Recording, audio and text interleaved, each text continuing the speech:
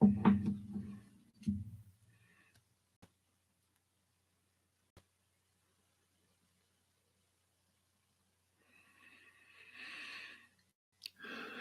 hello, hello, everybody. Welcome to a wonderful night. I thought I would start a little like 5 minutes earlier. Already have a handful of questions, so I am excited for tonight. So, hey, Shakira, self love, Shauna, Debbie, hey, Sassy Pants. So excited to see what we have. Happy 1010 portal today, too. Today's 1010. Excuse me, I did put out readings for each individual zodiac sign. In fact, let me just post that. Hey. So here's a link to the um, playlist for all the 1010 Fates Wheel portal readings by each zodiac sign. So if you haven't checked it out, check those out as well because there's messages, beautiful, beautiful messages out there. So again, welcome everybody. I'm excited. I'm going to go ahead and pull, of course, our guardian angel card for each reading to see what they want us to know to start off our beautiful connection to above. So let's take a look here and see what they want us to know. All right. This is the one that they want to have come out. I think this has come out before, not too recently, too, but it's always good, always bears repeating. Got compassion. And it says, Dearest one, be compassionate towards yourself. Surrender the self criticism and fear that has you believing you need to improve in order to be worthy. You are perfect just as you are. The only thing that needs to change is your perception. You will come to realize the jewel you are when you love and honor yourself as you are. So I love that. What a way to start off for sure. Excuse me. So I'm excited. Almost at 700 subscribers already. And I can't thank you enough for all my new subscribers and all you guys' continued support. Spread the word, tell your friends, your family, whoever could use a little bit more of peace and love. Please just share and as we continue to connect for messages of love from above. All right. So if you're new to my channel, you just have to be subscribed in order to chat. And that's where the chat is at. When you want to ask for a reading, you just put it down in the chat box. If you want a specific question answered and you don't mind sharing your business with the world, you can put it there. Or you can just ask for a general reading and Spirit will know. And I just go in order as we go down the list through the chat. So that is where we're going to start. Shakira, you are up. You are number one. And you wanted a general reading. So we will start off there. And I am being drawn to these beautiful sacred forest oracle for you. So we'll start there. And then self-love, you will be next. And then Shauna. And then Sassy Pants. And then Debbie. You will be next after that. So we will get started here. All right. So for Shakira, what would you like her to know this evening, please? All right. Boom. Right off the bat here. Love these cards. They're so beautiful. You got Foggy Bog. Patience. That is card number 13. Oh, wait, 18. It is card 18. And it says the message of this card is to be quiet and still. The time is not right to go forward now. It's hard to see what lies ahead, and the truth of things may not be as they initially appear. Events that seem one way may, in fact, be completely different. So, just as the egret exhibits great patience as he waits for a fish to emerge, so too must you be still and allow the truth to emerge. In this state of obscured visibility, your imagination can surge forward and spark your intuition. If you can wait long enough, your sixth sense will be ignited. Listen to your inner yearnings and pay attention to those seemingly random thoughts. Water represents emotions, feelings, and the subconscious. When the water becomes condensed as fog, it obscures the true shape of things. We can't see clearly the way we can in the light. And if we move forward, we risk getting caught in acidic, waterlogged soil and decaying plant matter. Heed the warning here to not allow unexamined emotions to overwhelm your growth.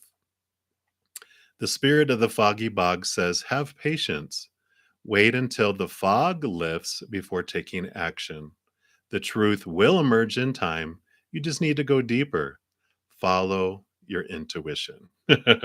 There you go. A beautiful message for you for this evening, Shakira. And I'm going to just pop out this chat here so I can see it more clearly. Forgot to do that. All right. So here we are. Hey, Chaos. Welcome. Welcome, welcome. Hey, Anjali. Yeah, we will get to you here in momentarily. We are going to move next on to self love, and you want spirit messages for you as well. All right. So for you, I feel drawn to the Gentle Creatures Wisdom deck. So let's take a look and see what they have. And then we go on to Shauna. Happy birthday, Shauna.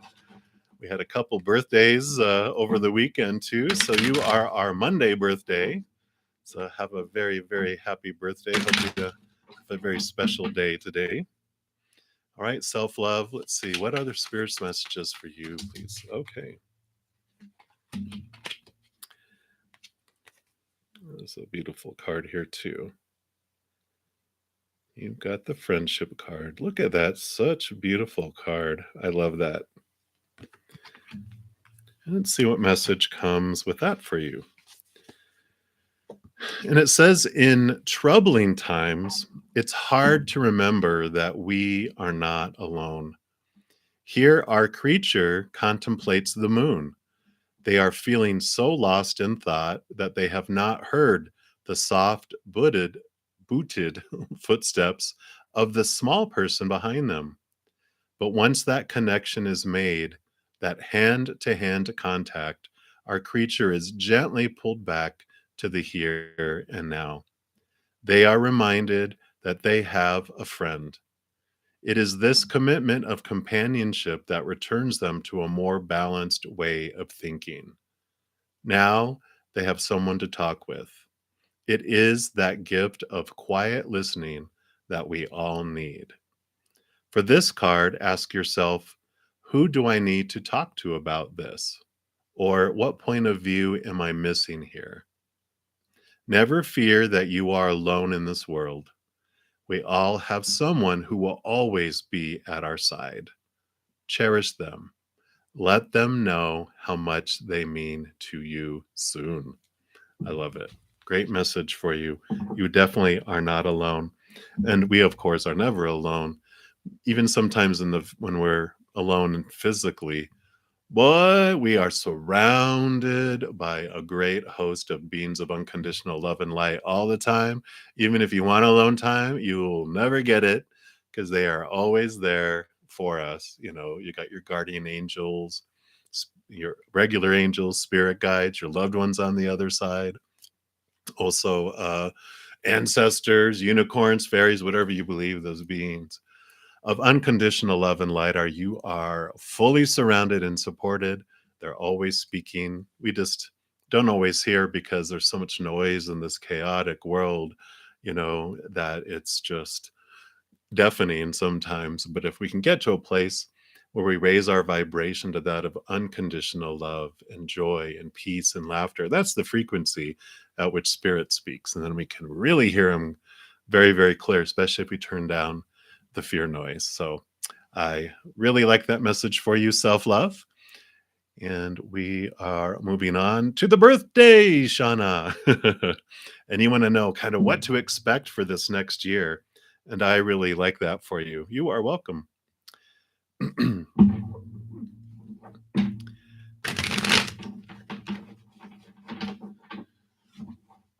All right. So we are on here to Shauna, birthday girl. And and then love and light to you, Deb. Then we will go on to Sassy Pants. And then to Debbie. All right. All right. So, for this next wonderful year of your life, your next rotation around the sun, and I usually tell people when they have their birthday, I wish you more unconditional love and joy and peace and laughter over this next rotation around the sun, more than you can handle. I love that. Absolutely, Ron. All you have to do is pop your question there, and we will go in order down the chat. So you can put your specific question, or you can just ask for a general reading if you don't want to put your business all out there. All right. So for Shauna, what would they like you to know about over this next year? Okay. Let's take a look here. So you did get 7 cards. So let's take a look. I do like this for you. It's the 8 of Pentacles or the 8 of Coins. And this is about you moving up in the outside world. It's like moving from an apprentice to a master, or like graduating from, school and going to another level, or, assistant manager.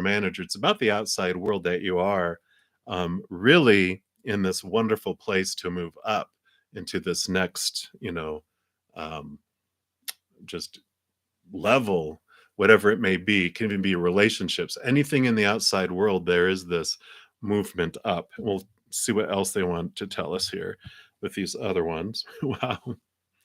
You got the 9 of Cups coming in too, which is all about emotional wish fulfillment. It's a wish card. So I love when these come up because they're basically saying make a wish. You've got your little uh, that's Gemini over there. Yeah, I was going to say, I knew I saw Jupiter on here. My finger was on it. So you got Jupiter, which is, of course, the planet of luck and expansion, which works really well with that, the 8 of Pentacles coming in. So I love that for you. Yeah. And you got the 3 of Wands. 3 of Wands energy is all about that, you had plans before where you had a big inspiration, and you have like, you're going from here to here, and then once you're here, you were going to go off in like this direction. And the 3 of Wands says over this next year, you actually end up getting and taking steps towards where you're wanting to go, but you get to a point where you're like, I don't want to go there anymore because of what I've learned during this period. Now I want to go this way. So you do have a change of direction that comes next year too, but it's not, like a detour, this road is down. It's like you are wanting to choose it, and you are wanting to switch this direction. Yeah. King of Coins, King of Pentacles. So definitely a year of abundance and just overflowing. You're feeling very solid, and you really feel throughout next year that you're taking control of your outside world. You're really understanding how you're relating your worth of yourself to the outside world too. I feel like you're, especially with that 9, the 9 of Cups. This is about finding your emotional fulfillment from within, not from stuff on the outside world. So you really are getting this foundation, this wholeness, where you're like, I'm happy for no reason at all. No one can take it away from me. And so you're just like pouring out, and this abundance is outflowing. Yeah, great cards. Here's the 2 of Wands. So this does show you that you are having your power of choice in your hand here. You really are investing in what you're wanting in life. I kind of feel like, because of all this abundance and everything that's happening, that you have really again honed your energy, you're not focusing on what's missing in your life. You're not focusing on what you don't want in your life. You really have this positive attitude, this positive change next year where you're like, I'm focusing on what I'm grateful for. I'm focusing on what I do want in my life. I think it was Will Ferrell. Someone asked him, he's the comedian. I'm sure most of you know who he is. And they asked, how can you be so happy and excited and everything? And he is like, because I don't waste my time on people who have, negative things to say, or, the negative things in life. I have too much that I'm grateful for, that I focus my energy on that. I don't have time or energy for that. And that's kind of what I feel like is going on with you in that area. Yeah. You have the Knight of Coins, so more Knight of Pentacles, more Pentacles energy. Now, the Knight of Pentacles does say that like January 1st isn't going to be like, boom, it's all here. It's going to be seasonal. Things are going to grow. Things are going to, you're planting things will grow. There's be harvest, and then, winter. So there is seasonal. It does take its time throughout next year, but the growth is there. It's assured that's there. And the knight also shows that you are on this great adventure next year, because all those knights quest after something, and the Knight of Pentacles actually quests for the self-worth, for finding their worth from inside instead of from the outside. So I really feel like you're working in that area. Yeah. And then you have the Ten of Wands. And the Ten of Wands can sometimes, be this message of, oh, it's burdened and all this stuff is on your back and wah, ba-doo, ba-doo, ba-doo.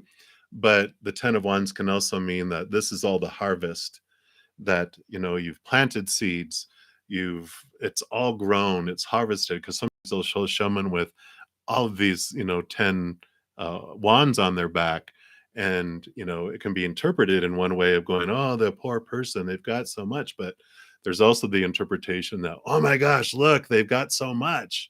you know so there is this uh, energy of next year of being very abundant and getting a harvest for all the work and everything that you put in. So I like that for you. And that's all that they have for you right now regarding your next year. So happy birthday. I love it. All right. I like those. So let me scroll down here. All right. All right. So wish you a very happy birthday, Shauna. We're going to move on to the next. I know, I'd be excited. So sassy pants. Let's take a look here. And we are going to pull from the Tarot of Dreams. It's the primary deck that I'm going to be using this evening. Let's see what we've got going on here. Hey, Angelina, welcome. Hey, DT. Okay, so let's take a look here. What does Spirit have to tell you about, will there be a nice raise coming your way? Let's see what they have to say.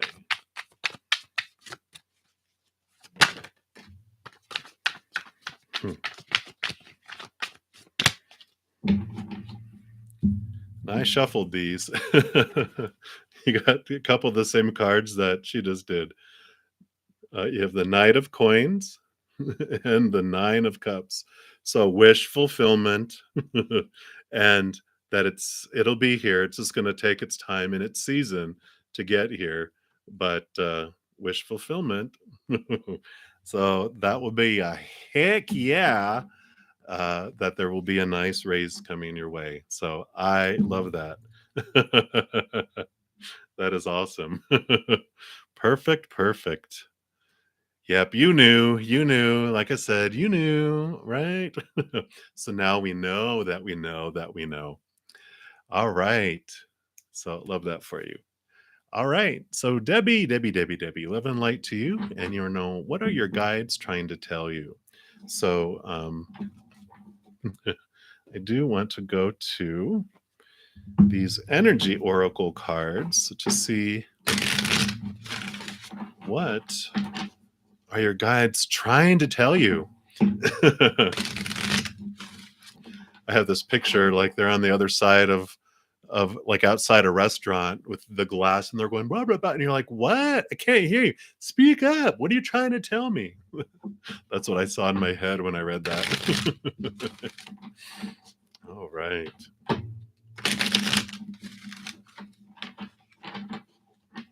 right. And then Anjali, you will be next. And I did post a link to the 1010 portal reading. So for those of you that have joined after I started, today is 1010. There's a great portal of energy going on. I did readings for each individual zodiac sign. So the playlist is linked at the top. Also in the description box of this video too. It's down there. So if you guys want to check that out and see what Spirit has in store for this beautiful, beautiful portal for you, be sure to check it out. All right, Debbie. You have the door to romance coming in, card number 33, master number 33. So I love that card for you. Now, if you're happily single or you're in a relationship, of course, it'll talk about that in here, I'm sure, too. But that number 33 can also, master number 33 is the joining of your human self with your higher self in a walking hand in hand type of relationship too. So you can take that either way, depending on where you're at in your life. So it's new beginnings in love. And it says, whether you're looking for a new relationship or just more love in the relationship you're in, this door with a heart opens on to a new beginning into your experience.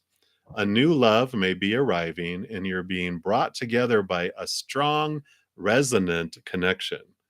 This may be a call from a past life, or it may be a new tenderness about to bloom into heartfelt affection. This relationship already exists in energetic potential. So when this card appears in your spread, make sure you are projecting the kind of self loving energy that you want to receive from others.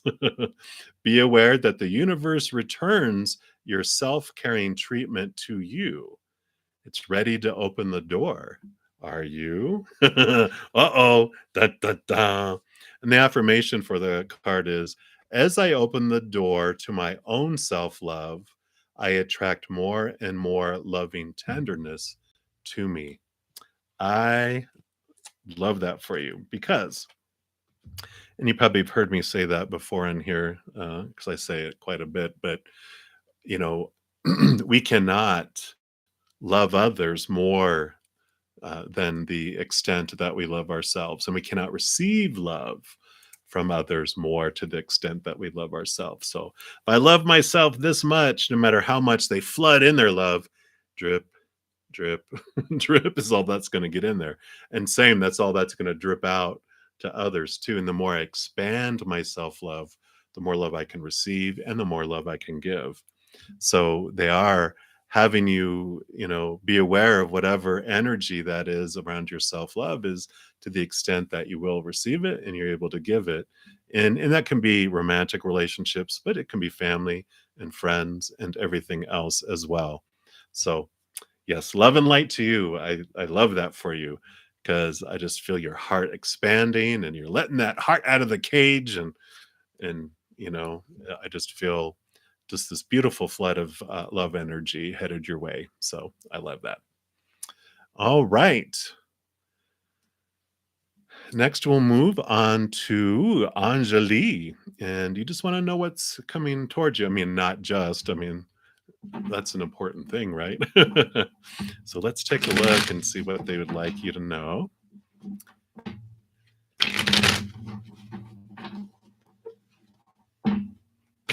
Okay, and then Ron, you will be next.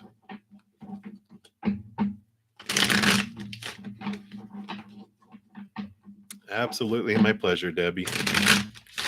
All right. So what is coming towards Anjali?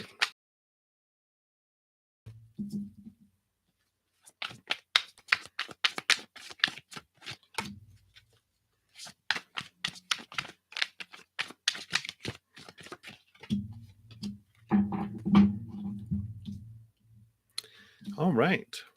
So your first card you have is the Faith card, which is normally the Hierophant in the Standard Tarot, but I love the Faith approach with this deck because 5 is a number of change, and I really feel like this is telling you to trust that whatever change is coming forward for you, that it is for you and it's designed, and to trust that it's going to be always in your highest experience, no matter what unfolds in your life is for you, that things are not happening to you, you're not being punished. It's not like, oh, I made a mistake and this is why all this stuff is unfolding. It's like, no, everything is designed and it is flowing in a beautiful, beautiful way.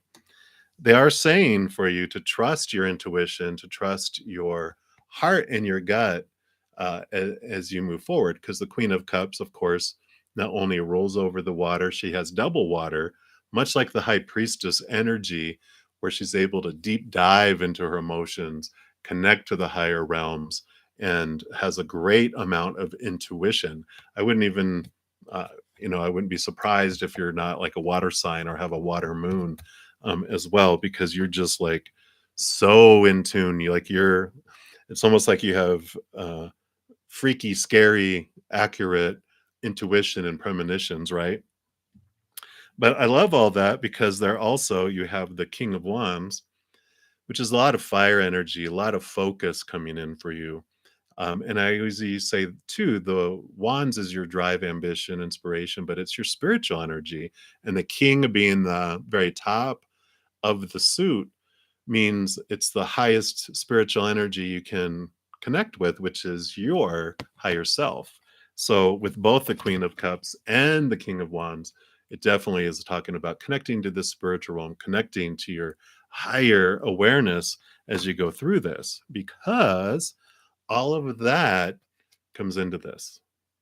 You got your Three of Coins, your Three of Pentacles, which is all about you being called to do specific work, that you have this authentic path, this authentic, unique way to share your unconditional love and gifts with the world. And this is all about staying authentic to you and to yourself, because there's usually two people that are on that pentacle card. One is the person that stabs you in the back, or pokes and tries to burst your bubble in your dreams and goes, "Why are you doing it that way? You shouldn't do that. You're not gonna make money that way. You need to do something more stable. Come down to earth." Blah blah blah blah blah blah blah. Right? And you're just like, out. You can stand outside and do all that blabber. I don't want to hear it. In a loving way, of course. But then the other person that's on the card is generally someone who's supportive and saying, "Wow, I'm so proud of you." And they're really backing you up and they've got your back. But they can sometimes be even more of a stronger pull to pull us off our authentic path, because our little child and our ego don't want them.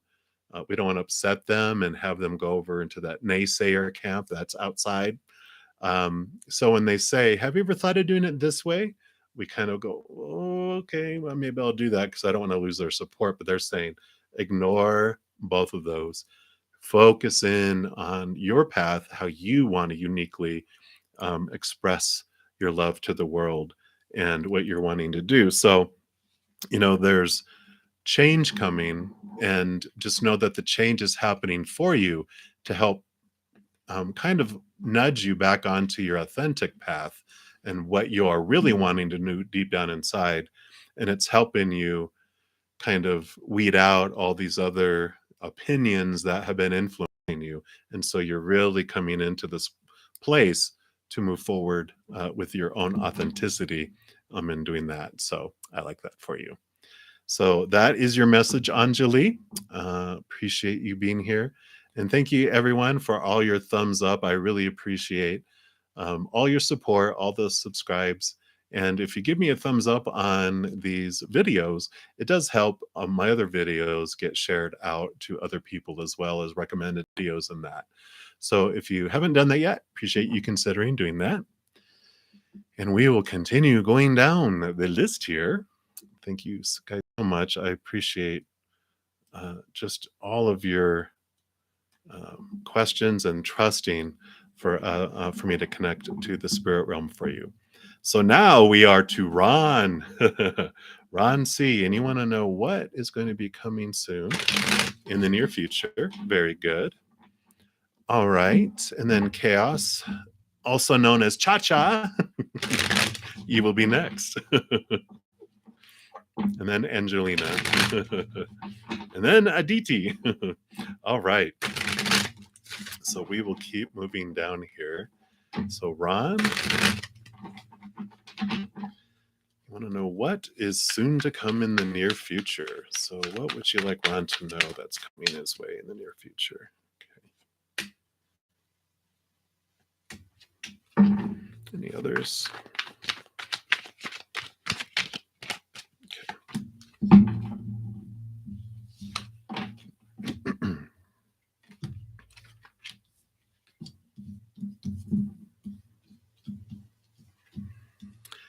All right. So you have the Three of Cups, which is the celebration card. I mean, what a great celebration card, right? So there is this joyful event, this something to celebrate that will be coming up in the future. And a side energy of this is also just a little hey from your spiritual support team on the other side. You've got, all your guardian angels and all that kind of stuff. All those beautiful beings of unconditional love and light, and ancestors and loved ones, and guardian angels, and whole slew of beings that have your back, and they are um, just help and guide and bring beautiful things across your path for you. So just know that there is this joy that surrounds you in this joyful event that's going to come to fruition. Now, it is going to take its time to get there because you do have the Knight of Coins, which is the Knight of Pentacles. And it is about, seasons on the outside world, everything in the inside. All the other knights move very fast because it's thoughts and emotions and energy. This is the one on the outside world, which boop ba doop ba doop boo doo doo doo. It takes its good old time and has those 4 seasons. So it takes time for things to unfold, but they're like, basically they're saying, don't give up hope. The Aquarius card that's popping in here, but it is the hope card, the star card is you recognizing your power and who you really are as well. And I kind of feel like that celebration does come in kind of this recognition type of way too, that you've been doing a lot of work, you've been planting, all that Knight of Pentacles stuff is like springtime, you've planted a lot and things are growing. In the summers, you've been really focusing and like you've been weeding the crops and making sure they get watered and doing all that stuff. And then harvest is going to come. And then that's when you get the recognition of all this work that you've been doing over the seasons. And that's part of the celebration that comes in here. So I really like that. Now, you do have the Seven of Wands here, which can be that, part of the struggle that's been going on up until this harvest and celebration comes. So I kind of feel like there's been some jealous people, some people that don't like you to be moving ahead and feel joyful when they are saying, come back here and be miserable with the rest of us. How dare you try to change and improve and move up in your life? Get back down here. But you are in a place where you don't have to defend yourself. You just hold your power in your hands and continue to go forward. And you don't have to worry about any of this because um, the Seven of Wands is all about you have the higher position, which when people try to move up against you, you have the advantage. And so it's like you don't have to hardly do anything. They're the ones that have to struggle to try to fight uphill. You just like roll a big ball of fiery hay down the hill and they scatter. You're like, eh. So I don't feel like you have to worry about that. Just realize like, okay, that's where it's coming from. They're just scared and fearful and don't want to be left behind in a way. And then your final card is the Tower card. And so this is a great message. I'm glad all that other stuff came first, right? Because if this was your first card, it's like, oh crap. But this is, you know, letting you know that with everything, this beautiful stuff that's unfolding and coming for you, that anything that is removed out of your life, things that get moved out, people that get moved out of your life, is for you, to make room for bigger and better things. I always like the example they gave to me of living in a condemned home, and we're really attached to it, even though some of the floors are caving in and the roof is leaking and the gas is leaking and the plumbing really works half the time and there's rats, but hey, they don't bite much, you know.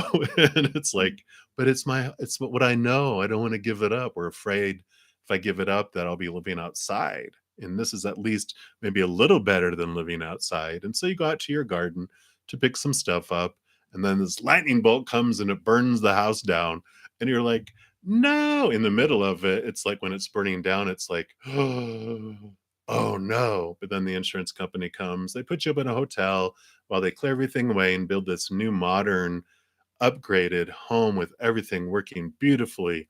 And it's even better than everything you could ever wanted. And it's something that's in more in alignment with where your journey is headed and what you're doing.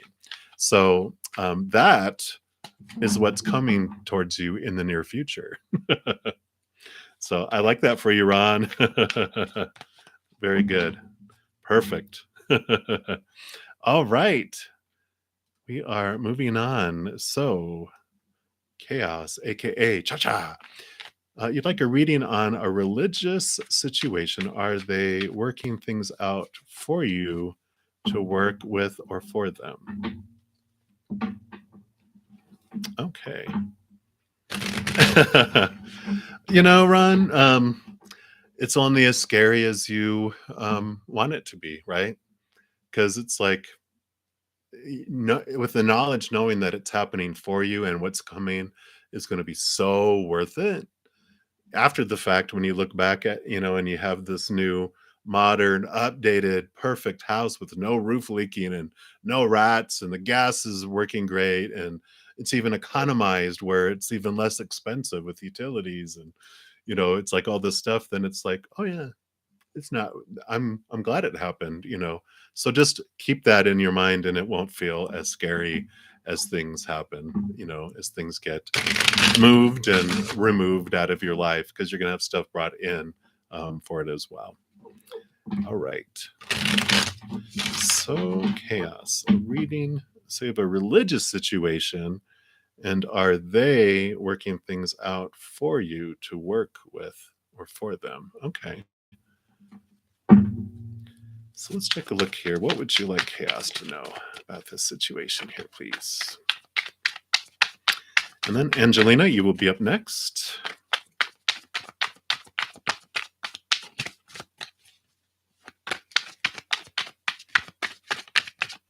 All right. What else about this? Okay, so 2 cards. Let's take a look here. This not I swear this must be the patience night, because I think this has come out on every single reading so far. All about the seasons. Things are unfolding in their own timing. Go with the flow, blah, blah, blah. But I also love that you get the magician along with that. So you do get this, you have everything you need in front of you. You hold the power in your life in so many ways. And wherever you focus that wand is what is going to grow. Focusing on what you do want and what you're grateful for in your life, and what you're wanting in your life, that expands that area of your life. Focusing on what we feel is lacking or missing or what we don't want in our life, of course, expands that. So I know maybe you're still doing the gratitude journal that we talked about a little while ago. Doing that helps grow those areas of your life, and I feel the more gratitude that you have for what is, the more peace comes, and the more growth that happens, and the faster that the night moves. The horse moves along it. Um, there is this, of course, knights are always questing as well. And I feel like they're really pointing out that too, that you are on this quest for your self-worth, and you're on this quest in relating how what your worth is to the outside world, and kind of having this check and balance with all these things, with relationships and situations and things in our bodies. It's like when we have our worth tied to those, that's of course where the instability comes in, because all those things are unstable out there. And I feel like there's this shaking going on with that, because it's turning you back to here to find that worth within yourself, because the magician card also is that it's about connecting to your higher self, and you become this conduit of that amazing energy from up above. It comes down through the wand into your body and out into the world. And part of recognizing that power within you is recognizing and remembering who you really are, and connecting your worth to that rather than that. And so that's kind of coming in here with these two cards as well. So I kind of feel like they're saying here that um, it's about you working things out for yourself, not so much that people working things out for you, if that makes sense. So that's the energy that I'm getting with those cards there. So uh, not the answer I thought was going to be coming in there, but that is what the perfect answer they have for you in this moment. So um, hopefully that resonated and that makes sense. All right, Angelina, you are up next. You said, "Can you please help me uh, i- identify Gemini as a person and more aspects that you can consider him a good proposal for marriage?" So you're wanting to know possibly maybe who this Gemini is, and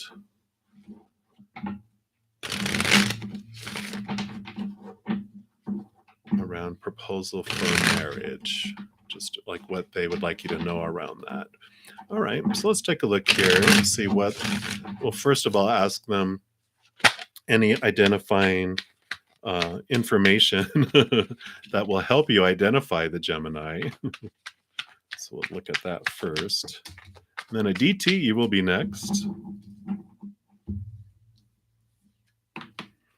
All right. So the first card that came through, as far as trying to help identify who it is, this is the Nine of Swords. So, but there's also the Knight of Swords. So it is someone who's very much in their minds a lot. It can be an air sign, which of course it is Gemini, duh. So that confirms Gemini. So they are obviously going to be very much in their minds a lot. That Nine of Swords is also has this energy of, like, at this point in their life, they're a little stressed. So they're like, there's so much that they're trying to achieve and so much that they're trying to do, that they're like worried, and they're like, they lose sleep, they have insomnia, because they just have so much on their mind that they feel like they have to do and get done and all this stuff. So one, they're probably going to have black circles under their eyes from being tired. And that may be a joke or may not be really. But they're like burning the candle at both ends, trying to meet so many people's different expectations, and they're all in their head about all this stuff. So they're very much a mental person, very much in that.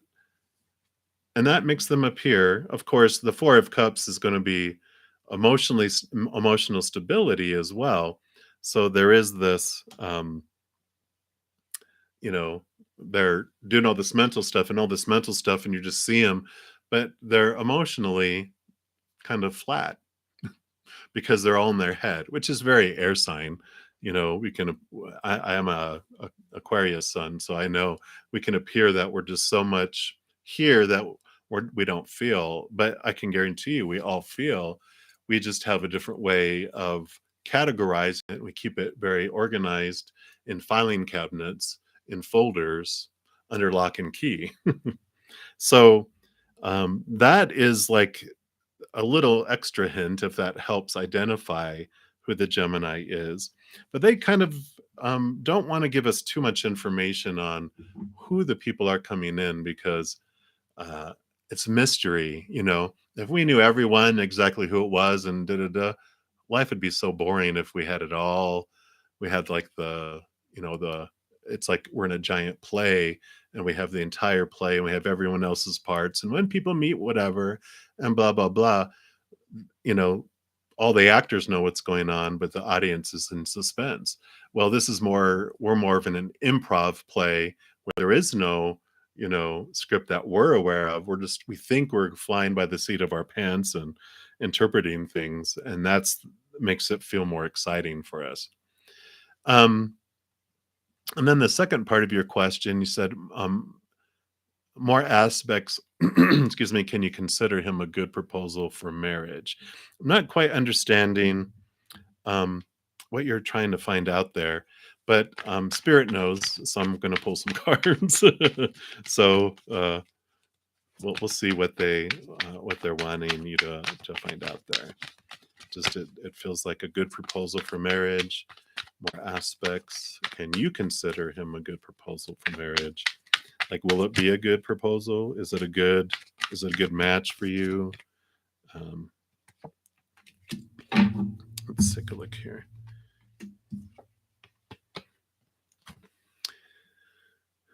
So you do have the Knight of Cups card, which is usually the knight in shining armor.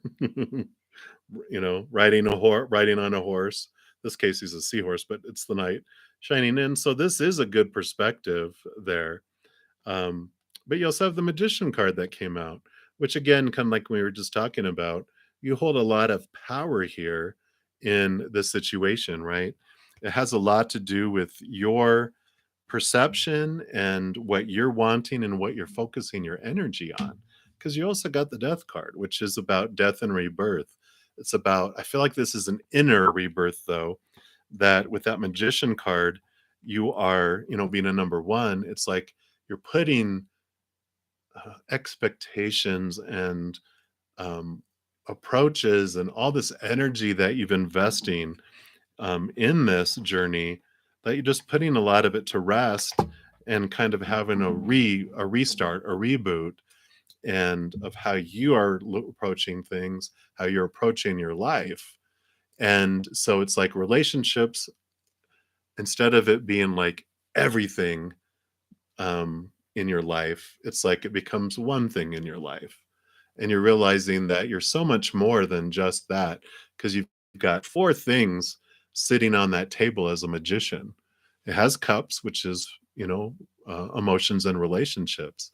But you also got your energy of your wands, you've got your thoughts and your intelligence with that swords, and the pentacles, which is about your self-worth and how you value yourself in the outside world. You have all these four on the table before you. And I feel like there's this, yeah, I'm taking a step back and not looking at this as the end all be all of my entire life. It's a piece of it, not everything. And that's what I kind of feel like is their message for you today, Angelina. All right, Aditi, what is coming towards you? So we'll take a look here and see what Spirit wants you to know about that.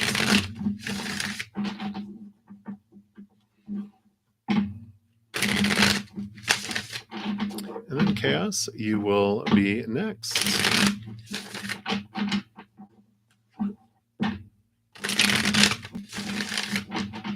All right. So Aditi, what do you have coming towards you? Wow. Cards were flying everywhere. So let's take a look here. So you have these cards coming out here. These two together, because you've got the Seven of Cups and the Ten of Cups. Ten of Cups is about emotional fulfillment and things overflowing, and you're filling up with love and life, and it's beautiful emotions that are flowing out. And then you have the Seven of Cups, which is about a bunch of emotional losses. And I kind of feel like when I saw them both together, the message that they were giving me was, you're really evaluating your emotional choices in your life. You're really redefining what this means. Like, what would emotional fulfillment mean to you? And I feel like, you have before you thought there was just like one choice, like this has to be it. But whatever is coming towards you expands your heart, it expands your um, desire for, I don't know, is that all that there is? There's got to be more. And I feel like it just opens you up to really being open with your heart to think of that there could be something else in my multiple things maybe in my life that would bring me joy, that I don't have to have it attached to one thing, right? Let's see what else you got here. Yeah, because here's the Nine of Wands. So the Nine of Wands is about that you hold the power, your energy, because usually there's like this block, and one of the Ace of Wands is one of those other out of the nine there, and you feel like there's this block that's keeping you back. But usually they'll have one hand on one of the wands, which is the Ace of Wands, which when you recognize your power of choice and your power of where you're investing your energy, you can remove that. And then there's this gap that you slide through the block. And so it's showing you that you have a lot of energy that's going on in your life, that you are the one that holds it. No one can hold you back. You're the only one that can hold yourself back. Let's see what else we have here. Yeah, the Four of Cups. And Four of Cups does talk about emotional stability. And, with all this, that's happening, it's like, okay, so you do find this Ace of Cups that comes in. You do find something that replaces these other emotional areas that had disappointed you in the past. And I feel like that's what's coming up here, that what is triggering this is you get something that you thought was supposed to make you feel emotionally fulfilled, and you're like, that's it, you know? It's like you order this special dessert at a restaurant that you've heard everything about. Everyone was just like, "Oh my god, it's to die for. It's better than sex," all this kind of stuff that they're saying. And then, you're able to get into the restaurant, and it's on its way, and they deliver it to your table, and you take a bite of it and you're like, "That's it? This is what everyone's been raving about?" And it's like, uh, not really impressed. And I kind of feel like that's what's happening here, is that you get something that you thought was supposed to really please you and make you feel like overjoyed, and then you're just like, okay, what else is there? Yeah, because you also have the Four of Coins that comes in, the Four of Pentacles. So, definitely there's this consistent message here about things in the outside world that aren't pleasing to you. It's like disappointment comes in, and it's turning you back inward, and it's turning you back inward, and you're looking and you're looking and you're looking for something that is more fulfilling, more in alignment um, with your happiness and your joy. And so you're turning inward and upward, though. That's where you're going to find it. That is the message of the Four of Cups, that, these are the cups of the outside world, relationships, situations, and things. And this is the chalice, the holy grail that is full of the unconditional love of the higher realms, that realization of who you really are. And I feel like all this is uh, you know, that is coming, that you accomplish things and get things, like I said, just doesn't float your boat. It's like, lies, you lied that this was supposed to, it was supposed to make me feel happy and whole and complete. Now that I have it, I'm like, eh, no, not really. And so it's kind of like a question of, is this all there is? And you're ready to search inward and find more within your own heart. So I like that for you. So that is your message, ADT. Hey, Sore. Welcome, welcome, welcome. So Chaos has a couple questions here, and then you will be next. Thank you, everyone, again for being. Appreciate. all your patience and all, for giving the videos a little thumbs up. Does help out my channel. And I just love all this beautiful energy and just our willingness to come together to connect to the higher realms. Yeah, and I probably murdered that. I do apologize. Is it like sorry? Sorry, soiree? Maybe? I don't know. You can spell out phonetically and go, this is how you can say it. You, hey, you, this is for you. Okay. But first, chaos, and then to you. All right. So your first question is JRC still alive or passed on? Let's take a look here and see.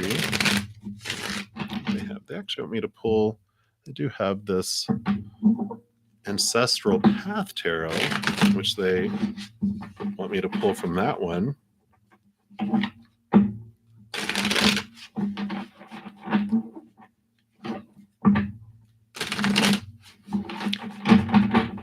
All right, so is JRC still alive or passed on? What would you? Okay.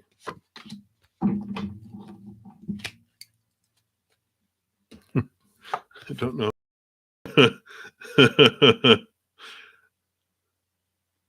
So I think that means they're passed on and they didn't live a good life. No. Um, I do feel like I don't feel like that they've passed on because it's Capricorn Saturn energy. And it's like, oh no, because Earth is hell, right? They're still in their lesson stage here. They're still going through some lessons. So I don't feel like they're gone. They were just, that was funny though. They're like, oh yeah, psh, psh, you know, send him some water. He needs it. But it actually is that they're still here and that they're in the midst of huge life lessons, doing a lot of, work. Their shadow work is in extreme, um, turned up mode because they're at this point in their life where they really are looking for a transition and a transformation in their human form. So that's what I'm feeling for that one. All right. Well, Spirit does Akashic records. So channeling is channeling is channeling. I channel energy and do energy work. I channel all sorts of readings because they're the ones that have access to all the spiritual intranet up there. So they will bring us whatever information that we're needing. So we will ask the question, what karmic cycle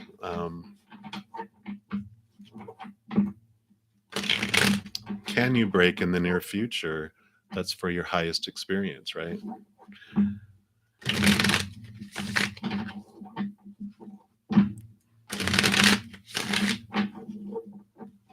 Hey, Sunny, welcome, welcome. Yep, absolutely, Sunny. All you have to do is put your question, and I just go in order. I have Chaos I'm about to do one, and then um, the gentleman of name who I cannot pronounce, and then you. So you can just put your question. If you don't want to put a specific question, you can just put you want a general question, and then Spirit will know. So if you don't want to put your business out there, you don't have to. But if you have a specific question, you can ask it, and I'll be with you after these two. So for chaos, you want to know what karmic cycle would be in your highest experience to transform next. Okay.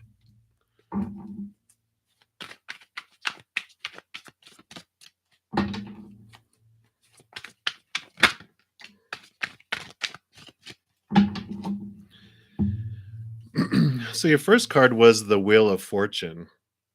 And the Wheel of Fortune, of course, is about and then all this 1010 today. You might, if you haven't checked out your 1010 portal reading, the little link that I put at the beginning with it being 1010 today, fate's wheel, it's like, might check that out. There might be messages there for you. But this is the fate's will, which is all about. I feel like the karmic cycle um, has to do here. Oh, let me just show you the other two here, because you got the star card, Aquarian card, with the water bear, really connecting to your higher self, and I feel like these are like jars of love because of the Knight of Cups coming in here too. This is the quest for love, for higher love. And with this faded wheel, I just feel like this is so relationship oriented because it's like this karmic cycle, this cycle that's spinning and spinning has to do with, of course, all these mirrors.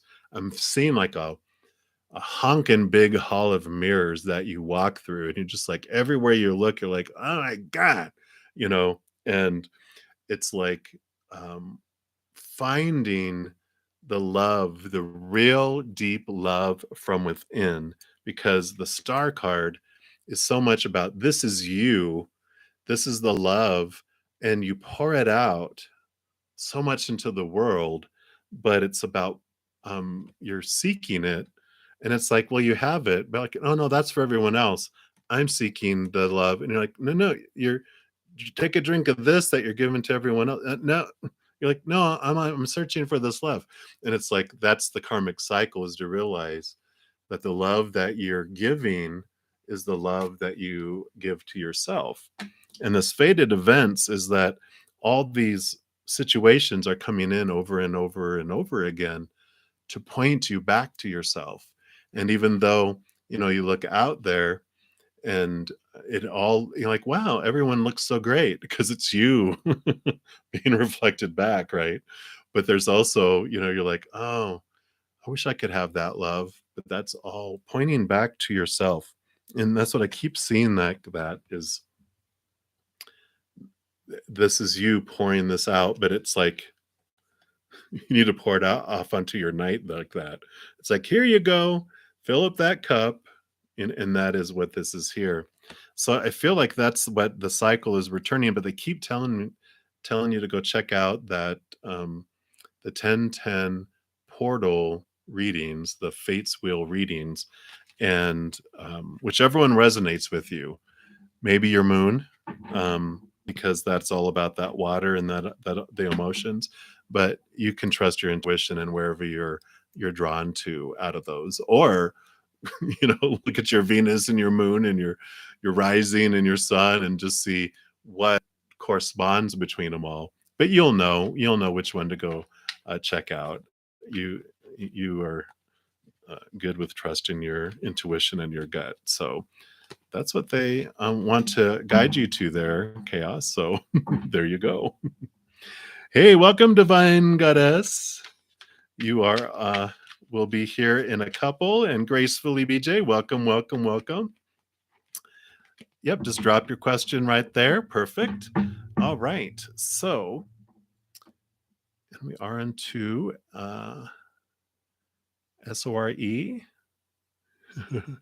He, they, whose name is kind of difficult to pronounce. Okay, thank you.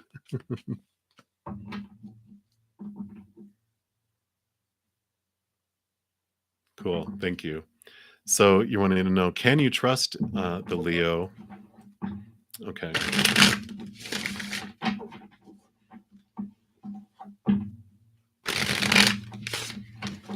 So we will take a look here and see. Hey, Shopaholic, welcome, welcome.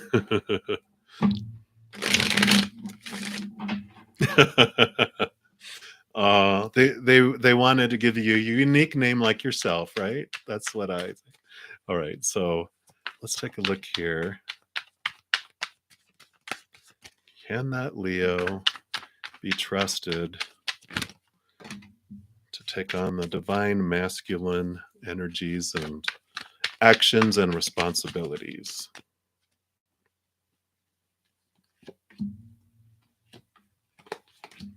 All right.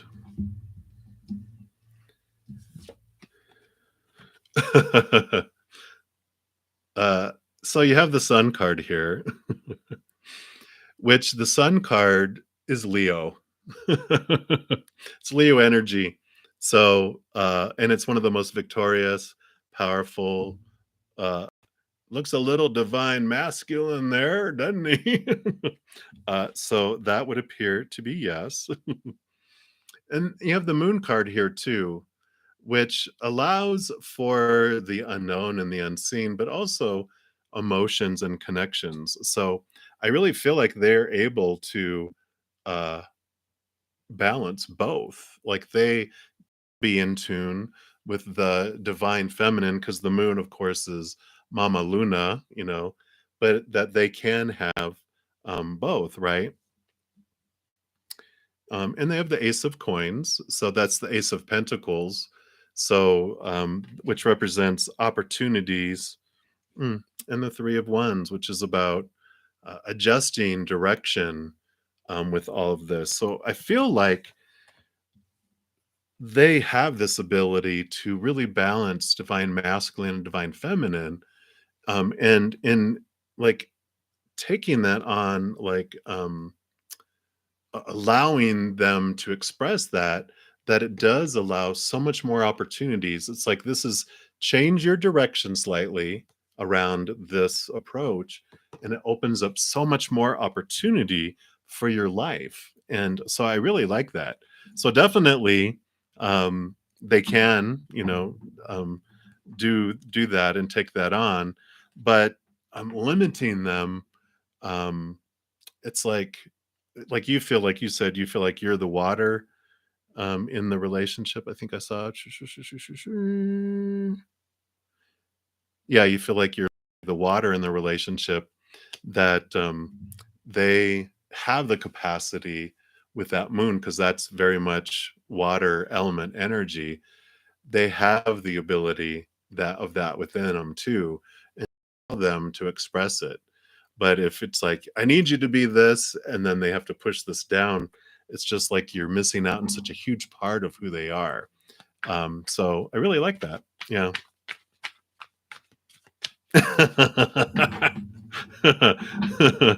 Yeah, I understand. So yeah, it's just like allowing them to be the beautiful creation they are. You know, how to stop overthinking. Let's see. Yeah. So sweep in front of your own door. The Hermit card. Spend time connecting to your higher self. Spend time looking within yourself and focusing on you. You know, I like that though. It's like we sweep in front of our own door, not anyone else's door, right? It's like my overthinking. Your overthinking has to do with fear. What are you fearing? And that Hermit card allows you to go inward and just really go, these feelings are my problem, not his. That's my challenge, not his. Let me go, why does it matter? What am I fearing? And getting to the root of that. So that's what I feel there. Hey, Gemini. Yep, you can be added. Just pop your question there, and I'm going down the list in order. So just put your specific question or general reading request, and then I'll be there in a few here in a moment. So appreciate it. So that are your messages. So we will move on. If you have additional messages, you can pop them down, but I'm going to keep going down the list here. And let's take a look. Absolutely my pleasure.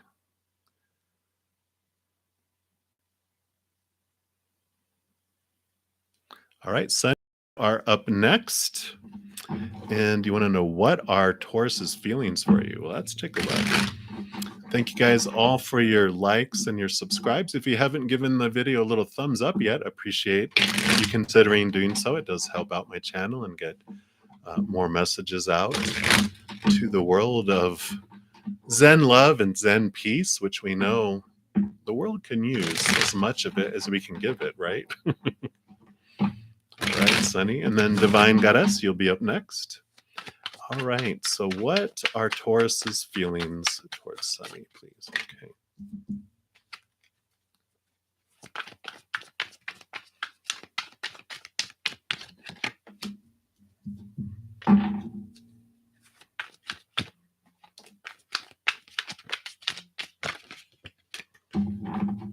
All right, let's take a look here. So your first card here is the 10 of Wands. And then you also have the 6 of Coins. And then the 5 of Cups.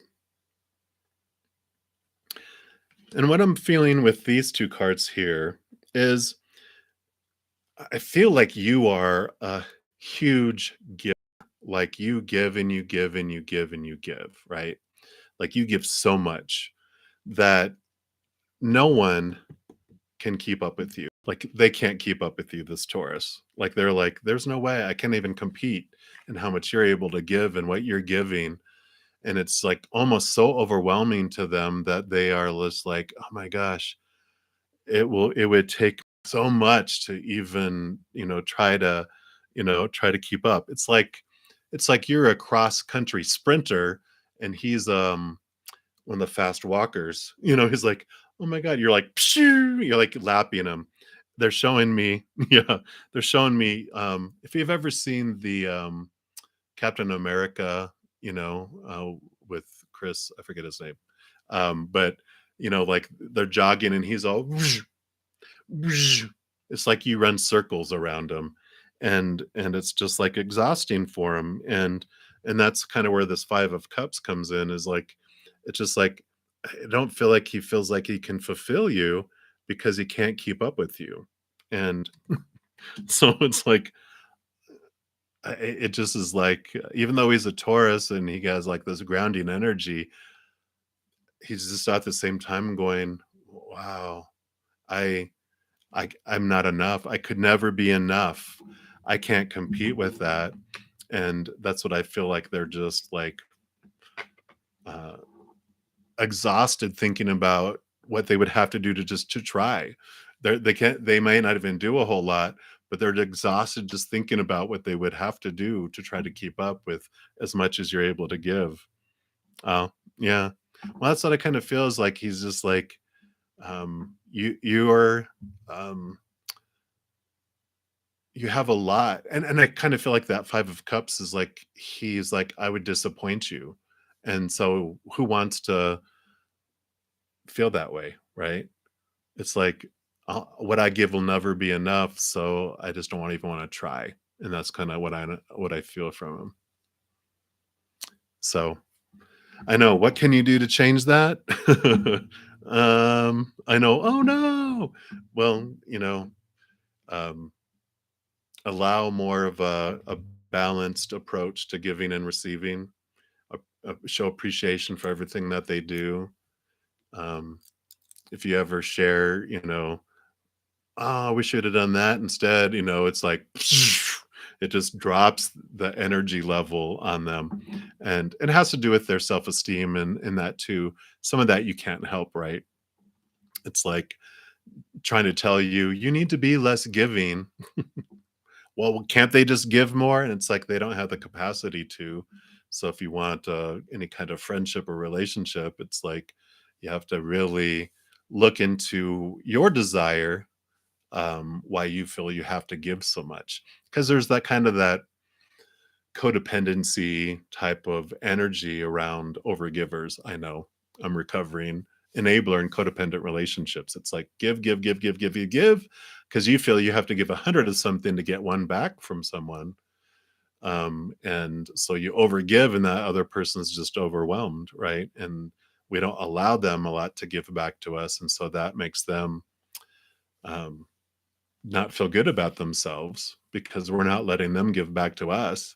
And so what do? They go give into their work, become workaholics, or they give into their friends or working out or a hobby or other people, type of stuff. And we look, I had to go finally after like 5 longest term relationships, which anywhere between 1 and 3 years of being that enabler with the same results of me feeling exhausted and resentful for giving so much and not getting anything back, and them going outside to find someone to give to instead of me because I wouldn't let them. I'm like, what do I think would happen, right?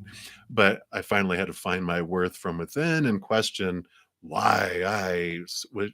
that overgiving mentality came from early childhood. I had to do a lot to get attention from my parents. So I had to do extremes, like way overboard to get this. And that taught me that's what I was supposed to do. Overachiever in school, overachiever at work, overachieve because I have to overachieve to get what I think I'm supposed to, what I feel I can deserve. So, um, so you're asking, should you hold yourself? Do you mean, yeah? Give yourself a big hug. Absolutely. But you should look inside for that which is driving you to that overgiving, is what they would want you to do with that. Okay. All right. Well, I'm going to move on to the list. So that is what they were wanting you to know right now, Sunny and Divine Goddess. Thank you guys so much for your patience. Divine Goddess, you are up next. And then Gracefully BJ, you will be next after that. All right. So, Divine Goddess, universe's guidance for your marriage and spouse. All right, let's take a look. Let's see what they have coming up here.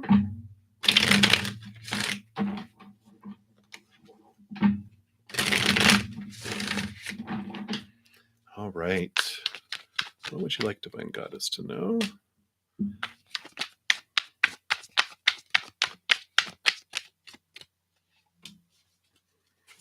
Anything else?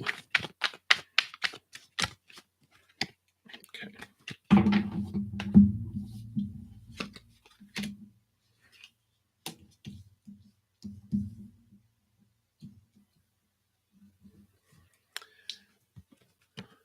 So you have two beautiful cards here starting off. So you've got the 10 of Cups, which is about emotional fulfillment.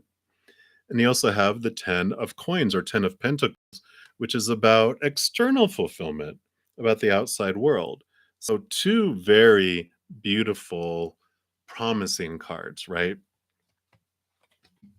Yeah, I know you're like, and or but. You have the 8 of Cups as well. And the 8 of Cups is about leaving behind the emotions that no longer serve you. And so these are all the experiences emotionally that you've had throughout your lifetime that stand in between you and this. Because there's, I'm feeling like there's this emotional barrier that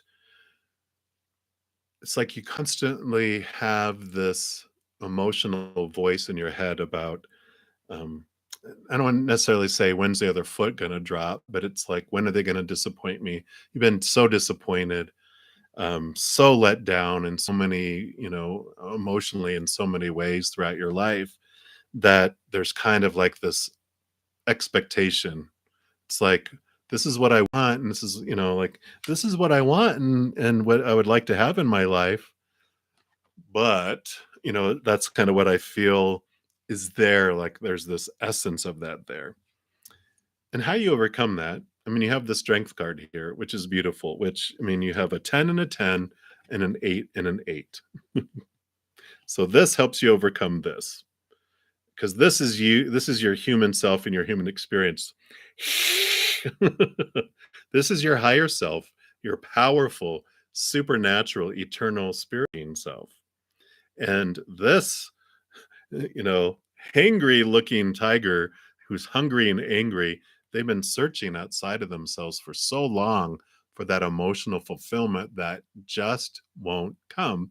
And that all these 8 of Cups, these are the cups you've drank of that didn't take your thirst away. They actually probably even made you more thirsty. And it's because we're looking and being going into our outside world to try to make ourselves feel whole and complete. And the 8, the strength card, this number 8, represents this. And I love how they make him look like he does look angry. He's like so desperate. It's like, I just want something to drink that'll take away this thirst. And the outside world isn't going to bring it because it's your higher self and connection to the higher realms, is what we're truly thirsting for. And that's where you're headed off to here. You're headed off up into the upper realms to get that unconditional love that you've been looking for, the love that will remove that thirst. And as you connect to your higher self, who is made of unconditional love, you develop this strong connection between the two, then you become this chalice. You allow your this unconditional love that fills you up, and then it overflows out into the world. And then the love that comes to you in physical form, you're not desperate for it. It's not like, I've got to have it.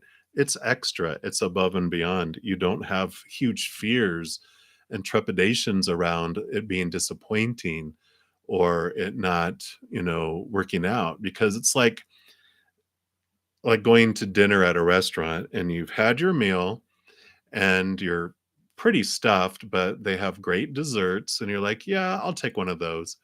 And they bring it and you taste it and it's like undercooked and it's really not um, the best dessert. And you're like, it's okay. I'm already full and I'm not upset with it. But if it was your meal that was undercooked and gross and you're like, I'm going to starve to death if I don't have food to eat, then that's when you turn into instead. So I kind of feel like that's what they're wanting you to look at is, go on this journey, leaving behind these emotions that no longer serve you and go on this beautiful search. The Nine of Cups, which comes next, is a wish fulfillment card, but it also is the hermit's journey of turning inward to find your emotional fulfillment, not finding it from the outside, but finding it from the inside. And so that's what they're wanting you to focus on right now, because otherwise you'll still just attract these cups of stuff that just makes you more thirsty rather than satisfying. It's going to be more disappointment. It's like instead of Dr. Pepper, it's Dr. Disappointment drinks that we're drinking instead. So it's like that's what they're having you focus on with that. So that is your message right now, Divine Goddess. So I will continue to move on. All right. Hey, Cindy, welcome, welcome. Hey, Casey, welcome. And G, we'll get to your question here in a moment as well. So, Gracefully, you are next. And then it looks like Chaos, you have another question there. So, we will do that. And then Shopaholic. All right. So, Gracefully, did the Aries change his number on him after you called him? Oh, okay. Let's find out what this Aries is up to.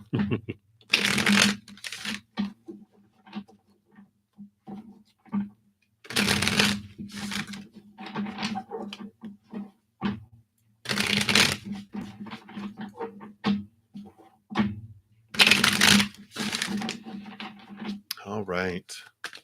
So did the Aries change his number on you after you called him? Can you let us know about that situation?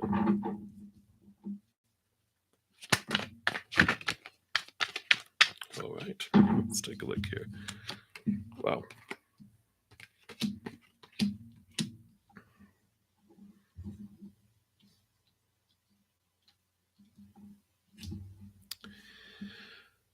Okay. So, well, the first card that popped out here is the Magician card. And when I saw this, I was like, what's that got to do with this question? And they were like, just show the cards. And as soon as I showed you this card, they showed me a magician on stage playing tricks. And I'm like, oh, watch me pull a rabbit out of a hat and look at sleight of hand, look at trickster, kind of is what came up. And I'm like, okay, that's interesting. And then you have the Nine of Wands here, which again, another magician showing this, a magic wand. But the Nine of Wands is about you and your energy. It's about you hold the one of the wands, usually the nine of wands has like nine wands across it, and one of the wands is part of the wall that's blocking you, like this energetic block. And I was just thinking blocking numbers just popped into my head too. But but you hold one of, your hand is on one of those wands, and so they're saying that your energy is what's holding, this block that is between you and moving forward, and uh between you and things in your life. And if you remove one of those, because you have the power to, then there's this gap that you can walk through. And you have the sun card, which is a very vibrant, beautiful, bright card, but it also, the sun shines light on things. It brings things to light. It brings things forward to you. And it's also, they're bringing me in that Leo energy of child, like the children, the playfulness, but it's also a child self and looking into it. So this energy that's blocking has to do with some charged emotion and some things from your past that are energetically interfering. And you have the six of coins, which the six of coins represents equal giving and receiving, but it's my codependency awareness card, which I always, whenever I start talking about it, I always have to say recovering enabler, codependent relationships, no judgment. I totally understand this journey. I, I, I got to practice it a lot. And I feel like this energy that's coming in that they're wanting you to look at is this, it's about the worth, and it's about how much you feel you have to give, and how much we almost smother people with attention and gifts and um, inquiries and questions, and trying to grasp them and trying to become everything for them in our lives. And that can be friendships, romantic, family, whatever it is.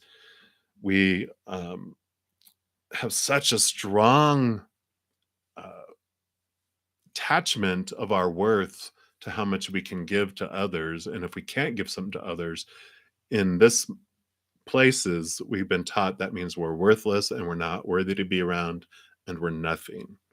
And it comes from our early childhood. It definitely, our inner child um, felt they had to compete for any love in their lives, and they had to do extreme things in order to receive love, right? And because of that, we're taught to have a black and white world. It's all or nothing. I'm either loved or I'm a loser. I'm either loved or I'm abandoned and rejected. There's no gray. What's gray? It's black or white. What's this gray word you're talking about? So I feel like this energy that's coming in here, they're saying that, yeah, they did change their number, um, but the lesson, with the block that's coming here, that they're wanting you to look back and revisit, um, you know, has to do with that, because that is what's attracting this type of individual into your life, right? And they feel like you will continue to bring this type of individual and these type of experiences until you go back and look at those areas of your life. um, so that is what they, I know it was going to, I thought it was just going to be yes or no question, but obviously they wanted to give you more, because there's this, why does this stuff keep happening to me, these kind of situations, and they want you to have the opportunity and the knowledge to stop that if you so wish to not experience it anymore. So I do like that for you. A great book that I just recently read, let me see, I think I have a link for it somewhere. It's called The Presence Process by Michael Brown. I'm just going to throw it down here in the chat. It's a link to Amazon where the book is, and you don't have to get it from there, but you can see who the author is and what it looks like and everything, if that resonates with you. But I had done a lot of my shadow work for decades. It seems like it'll be forever until this human no longer is here, I'm sure. but that was a book I read this year that I was just like blown away by it. So if you feel led to look at that, um, there you go. So that's what they have for you gracefully. And let's continue to scroll down here. And okay. Okay, so chaos next here. Lost my place for a moment. All right. So you want to know if Renan, the R name, I'm bad at names. Are they about reconnecting, or is it just a visit down nostalgia lane? Let's take a look here and see what they have to say. And then Shopaholic, you are up next.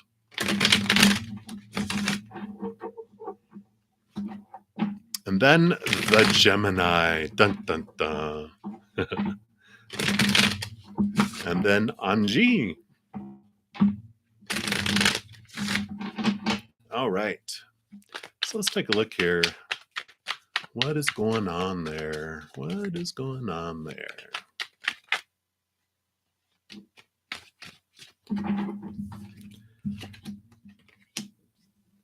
Well, we didn't get the Six of Cups. Six of Cups would be nostalgia, right? It's the nostalgia card. So you do have the Page of Wands. So Page of Wands, of course, new passion, new drive, new ambition, that type of thing. So that is coming in there. And the Four of Swords. So the Four of Swords is peace of mind, um, stable mentality. So it doesn't feel like just nostalgia. It feels like there's this, all that fire energy represents like spark, new messages of fire and passion and that. Um, but they have a balanced mind about it. It's like they've let go of old expectations. And so it feels like they might have maybe evolved a little bit in what they're expecting out of life and um, or they don't have any expectations in the connection.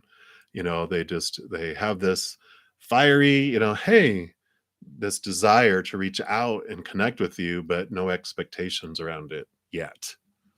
Doesn't take much for a human to get expectations. So that's kind of what I feel with that one, Chaos. So there's this page of, but then no expectations. They've, they're just kind of letting it see what unfolds from what I'm seeing there. Hey, Pompey. Yep, you can definitely do. Just pop your question. You can either put a specific question, or if you don't, you put your business out there. Just you want a general reading, and then I'm working my way down the list. So thank you for being here, and thank you guys all for your thumbs up. Every time I notice it out of the corner of my eye, I just want to say thank you. And if you haven't hit that thumbs up button, I do appreciate it. It does help out my channel. And we will continue down the list. So is Shopaholic, you are next. Is there a marriage or a long-term relationship between Dakota and you in the future? Right. Let's take a look here.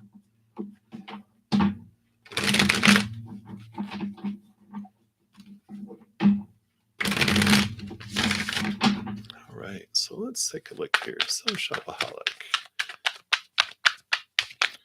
Any relationship, marriage or long-term?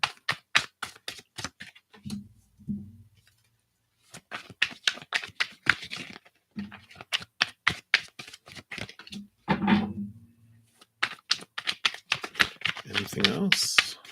Oh. All right, let's see what these are here.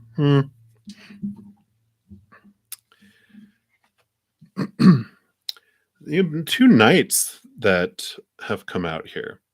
You have the Knight of Swords and the Knight of Coins, or Knight of Pentacles. Knights are about movement, but the energy I'm feeling for these are more of a quest, or more of a search. And so you also have the Five of Coins here.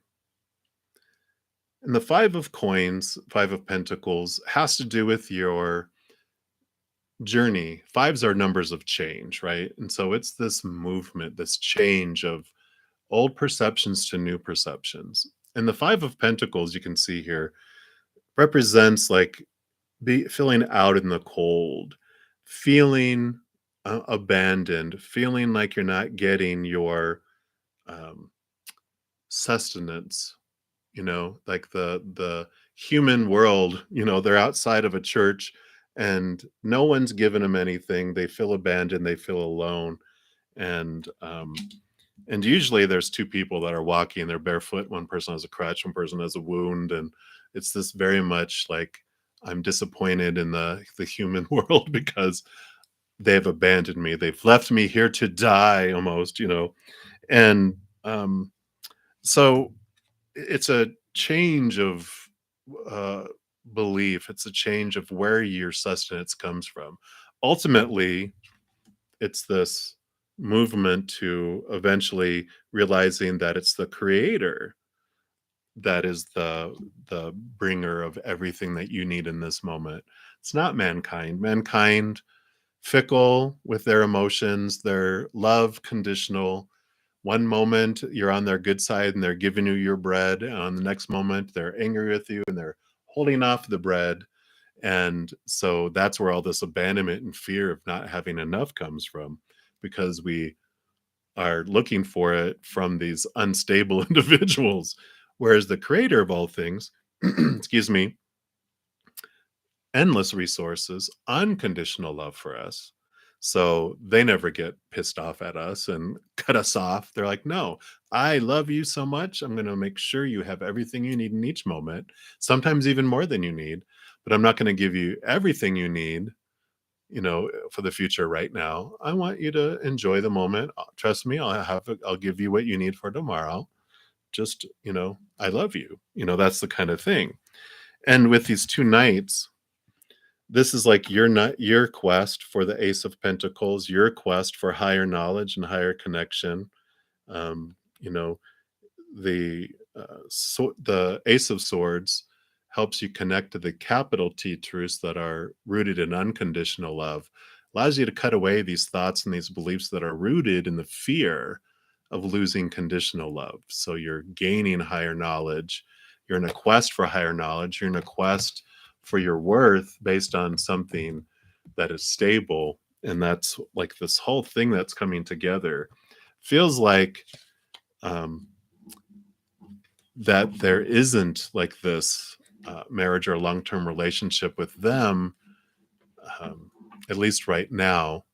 You said in the future, but this is like this journey that you're on is all about you. Those nights are you. You're on this quest. You're on this movement of your thoughts and your beliefs and your value. And it's this transformation that's happening because it feels like disappointment in the outside world. And you're like, yeah, I'm afraid that if I depend on Dakota or anyone else, they are going to let me down. They're going to pull back. I'm afraid that I'm going to say something or do something. I have to walk on eggshells around everyone because they're so sensitive that, suddenly I say something, they're like cold shoulder. And you're like, but hello, and it's like there's this courage, two nights. It's like this courage that's bubbling up within you that you're just like this close to having enough of everyone's crap, you know, and you're like, I'm just tired of depending on other people and being let down, and I'm ready, to take up my own quest. And I'm off. Bye, everybody. I'm off on my own quest because I'm tired of depending on you. There's only, the heavenly realms I can depend on because they love me unconditionally. And, that's solid and stable. You guys are not stable in a lot of ways. And that's it. I'm off on my adventure. And that's kind of what I feel for you. I just feel like there's this strength coming in, you know, I just really I like it for you. It's different than we're taught, but it's the true, you know, uh, strength that we find with all that. So I do like that for you. So that is their message for you right now, shopaholic. So shop away. All right. So thank you for asking that question. And let me just keep going down here. So Gemini, the Gemini, the Gemini. I love that the in front of there. I just like it. You're very welcome. All right. So the Gemini, you'd like to know why the your child father, the Sagittarius, is trying to come back into your child's life. Is it for good intentions or evil intentions? Let's find out. And then Angie, I like pronouncing it that way, like I'm French or something. You are next. And hey, Casey. I don't see that you asked a question, Casey. Were you looking for a reading, or were you just saying, hey? And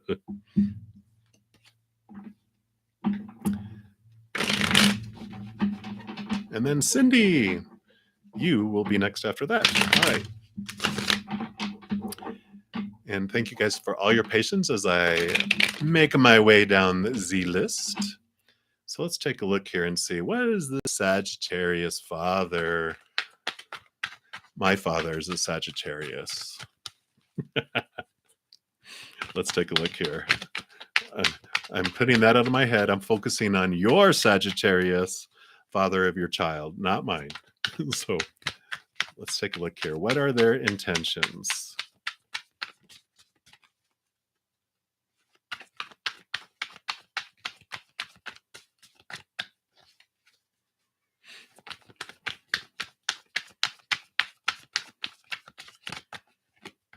All right.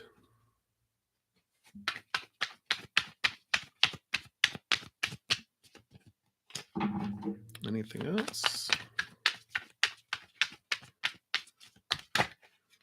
All right.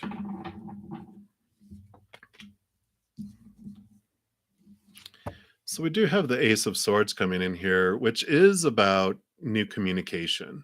So, obviously, this new communication coming in, that's what we're asking about. So they are verifying that this is what this message is about. And they do have the Seven of Coins. Seven of Coins, or the Seven of Pentacles in the Standard Tarot, is about, it's like, it's like, what's the last thing you see on a fruit tree? It's the fruit eventually grows. And it also is about a change of life. Like when people see fruit growing on a tree and they're like, what? I planted apple trees? That's right. Why did I plant apple trees? And it's like, oh, everyone wanted apples, but I don't want apples. I want guacamole because I love guacamole. And I'm like, uh, I want avocado trees. And so it's a change in their outside world. And I really feel like there's something that was going on in their world that when they started to see the fruitfulness of what they thought was what they wanted, when they actually started seeing the fruit, they're like, no, that's not what I want. And so there's this change that they're making in their life around that.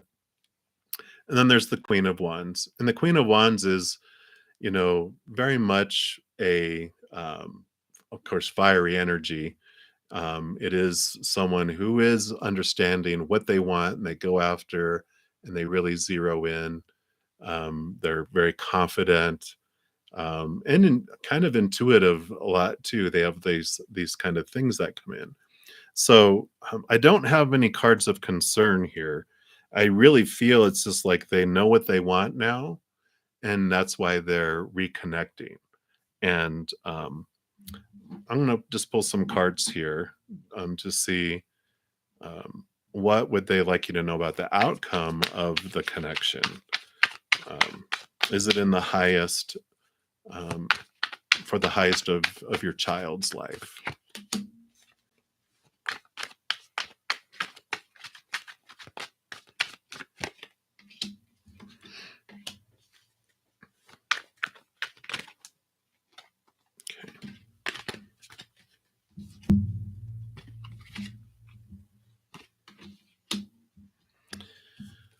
So we had the moon card come up, which is about the unseen and the unknown. Very Mother Luna, though, too, because it is Mother Luna. It's about mothering, ruled by Cancer. I mean, it rules over Cancer sign. And you have the Six of Swords too. So there's movement and thoughts and beliefs around this. So moving from choppy waters to calmer waters, and the Magician popped up too, which is about empowerment that comes through all of this. So I like the combination of those cards. Again, nothing of concern. The last card that popped up is the Six of Coins, which is about equal giving and receiving. Sometimes it's the codependency awareness card, but I kind of feel like doing all this, that because I asked about your child's life, it teaches them about allowing themselves to receive and be open to receiving, but making sure that they don't have this um, energy that's ignited in their life about that they have to do extreme things to get attention from mom and or dad, right? Because where codependency habits form in children when they're young is that they have to do extreme things to get attention. And if they do that, then they get this black and white um, perfectionist mentality around themselves, where they'll redo their homework because it's not perfect enough. And it's either they are absolute winner or failure, no gray in between. And then that makes them be these overgivers all their life, where they feel they have to give tons of stuff, tons of energy to get a little bit back, which is not a healthy relationship because it exhausts them. And so that would be the only thing that I would be aware of with this connection in the relationship, is that reinforcing over and over and over with them that they don't have to do anything to earn their father's love, right? And that you are flooding them with love for no reason at all. They don't have to do anything for it. So that you just, mama bear, you know, protecting their baby bear, and I know you are. I know you will. But that was the only thing that they were like, just that's something that you can do with it. But I don't feel any poor intentions around it. I feel like they have this change in their life and that's what they're wanting to head and do. So that is your reading, the Gemini. All right, Anji. So you have the general reading for the coming months. And let's see what they have. Actually, they do want me to pull a card here from the Gentle Creatures Wisdom deck for you. So let's take a look here.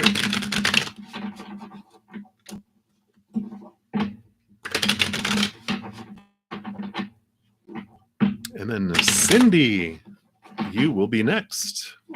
And then Danievois Pampe. I know I probably murdered that. Looks like you retracted your message there, but you reposted it down below. And then Cricket. Hello, Cricket. We will take a look at your question. Hey, Maxine. Welcome, welcome. Hello, hello. You will be next after that. Thank you guys all for being here. If I haven't said that in a little bit here, do appreciate you coming to the channel here and connecting to the spirit world. I definitely feel an honor in doing this for you. So I really appreciate that. And any of those likes, and if you haven't given the little video a little thumbs up, I do appreciate that. It does help out my channel and help spread the Zen love. All right. So Anji, you have the All card. Beautiful card there. Let's see what that brings here. It says, when you are worried about your place in the world, remember this gentle creature. And it says, standing in the midst of a starry sky, they gaze intently at their own palms. What is contained within the space of the two hands? How can any of us capture what the universe truly holds for us? It can be an overwhelming question, can't it? You could journal on that question of what is all in so many ways. Perhaps this is a reminder that we are all, just that, all. None of us are any less valuable than the next member of our tribe. When we consider that our tribe consists of everything, like our friend in this card, we may find ourselves contemplating our own worth. For those times that it seems to be more than we can hold, take a step back, sit down, feel your own root extending deep into the earth. Press your spine against something firm like a tree or a friend. See your own head opening up to thrust up a ray of light that goes on and on and on into the sky. And then repeat the following to yourself: I am all. I am enough. All is all. Chant the words as you feel everything expanding outward. Hold on to the feeling of being one with everything. And when that feeling fades, start from the beginning. Look around you, dear one. Who else needs this message? It is your turn to remind another that they too are all. Wow. I love that for you, Angie. So you are no less than anyone else, and we are all part of the all. I like that.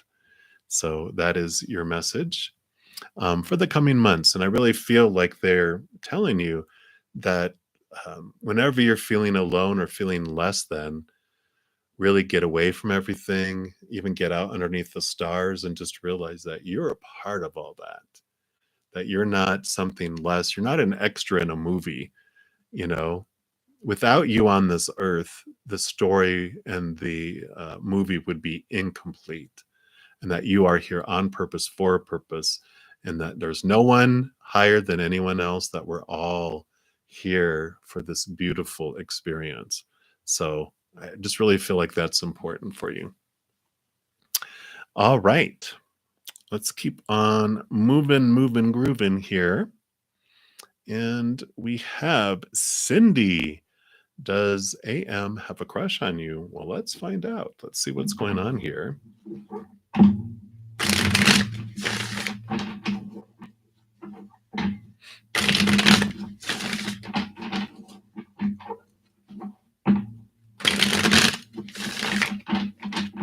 All right.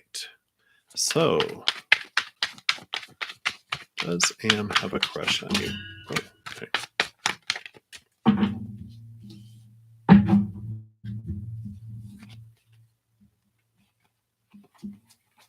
Yeah, there was like 7 cards came flying out. I think that's just me, Butterfingers.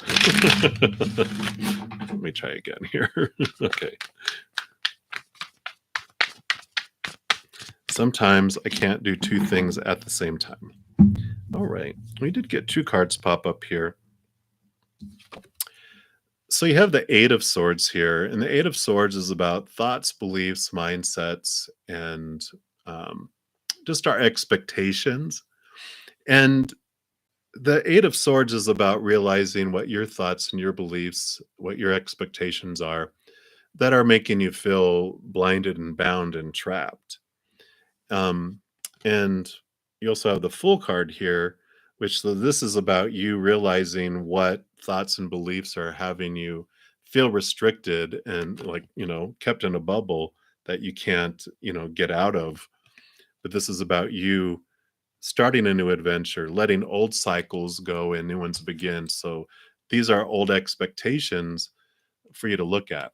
I don't feel like they have a crush on you, because they're having you look internally at your own thoughts and beliefs and your expectations, and that these fall away. That as you look into these things and find out what thoughts and beliefs no longer serve you about yourself, that you start a whole new adventure, and that, your interest in AM loses its appeal per se, because It's based on your old beliefs about yourself and what you feel you were worthy of. It's like when you, uh, depending on how you feel about yourself, you draw a certain type of people to you as mirrors to show you how you feel about yourself. And when you change how you feel about yourself on the inside by questioning these thoughts and these beliefs, then you draw a different type of person to you.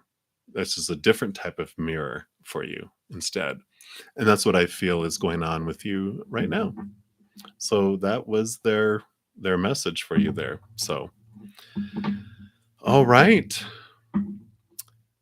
And then Pompey, I'll murder your first name. I probably murdered that second part of your name too, but my apologies. So it looks like you retracted your message and you rewrote it. So I'm not gonna make you go, down in line. I'm just gonna bring that up there. And then after this, Cricket, you will be next. And you asked, what are Devin's intentions towards you? Okay, let's take a look here.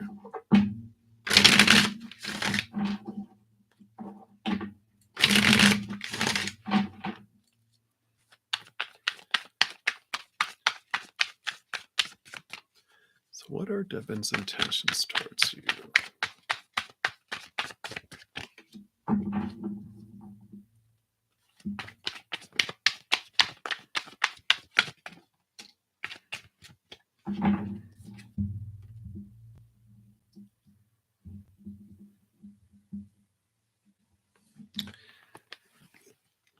It's interesting. I'm like, what has this got to do with his feelings toward you? But the Eight of Coins is all about movement up in the outside world. It's about like moving from an apprentice to a master, moving, from an assistant manager to a manager or graduating. It can be schooling as well, right? And then there's the King of Swords. And the King of Swords is all about the mind. It's all about the mentalness. In fact, the king, not only does he rule over the air element, all the kings get an extra dose of air. So this is like double air, like really in their mind. And so all of this is mental. And I kind of feel like they're focused on schooling and on their mind stuff. Because I'm like, well, what are their intentions towards you? I don't know if they have any. Let me take a look here. Ask for some more clarity because I kind of feel like they're like on this mental thing here. Yeah, I feel like they're totally into their mind and totally, just knowledge, learning, type of thing. Because then I feel like this is you. You're all about the emotion. You're all about, water, water, water. Queen is double water. And, this is how you feel when you're not getting what you are seeking for in your emotional quest, because you feel emotionally disappointed. And you have such a huge heart. I wouldn't doubt if you're a water sign or if you have a lot of water in your chart or even a water moon, but it just like you have such a huge heart and an intuition and picking up people's emotions, like total opposite from them. Like I feel like they're like huge air sign in their head and you're like emotion. It's like you're on two separate continents almost. And but you get to feel your feels. There's no way that you can't. I feel like you got so much water in your chart that your life has been a pond. You've grown up in a pond. You're like, I cannot not feel wet because I'm in water all the time. And actually, we're on yours right now, so you can rewind a little bit because I've been talking about yours. So and then you have no choice because you are like water, water, water, water. I'm a fish in a sea. I cannot not feel wet, and that's like you're with all this, you cannot help but feel. And but you have the Two of Cups back here, which also shows your power of choice, that in any moment you can be swimming on the dark side of the pond, focusing on what's missing in your life, focusing on what you don't want in your life. And then you can swim over to the bright side of the pond. And it's just very Pisces. It's like you move over and focus on what you're grateful for in your life and what you do want in your life. But I feel like they are so much in their head, so much like I don't even feel like they have intentions. They're just like focused on, I don't know if they're in school or if they're in a type of job or like an engineer where they're always just thinking. And it's like, hey, is there anyone in there? Anyone in that heart? Is there any emotion there? And they're all off in the thinking and the stuff.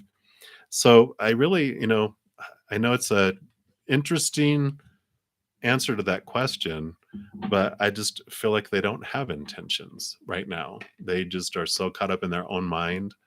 And I know you are in your, beautiful ocean of emotions and what you're feeling. But I kind of feel like that's what they're just wanting you to be aware of right now is that they're on this sea. Uh, they're up flying in the air, up, probably on the outskirts of the atmosphere. Like they're in the, maybe they're even in the, International Space Station. They're so far out there in their mind, and you're in the deep, portions of the sea that it's like, I just don't see that there's this huge intentions and connections right now because they're just out there in space. It's like what I feel. So, I know, interesting message, but that's what they have for you right now. All right. So, Cricket, thank you so much for your patience there. And let's take a look. And then, Maxine, you will be next. And then, hey, Dollface Diva, welcome, welcome. You will be next after that. All right. So, Cricket, why does your neighbor Kevin not want to date you? He spies on you. Wow. Okay. Let's take a look here. What is going on with Peeping Tom Kevin? I know that's not what he's doing, but what is going on with this neighbor?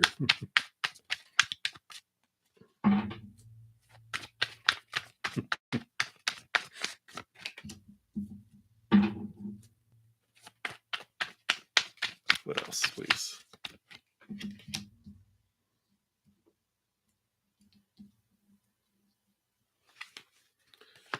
Okay. Okay. Anything else?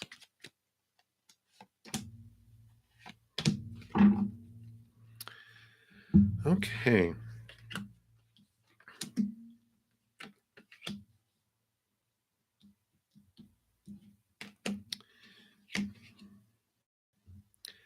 So, this is the first card that popped out here.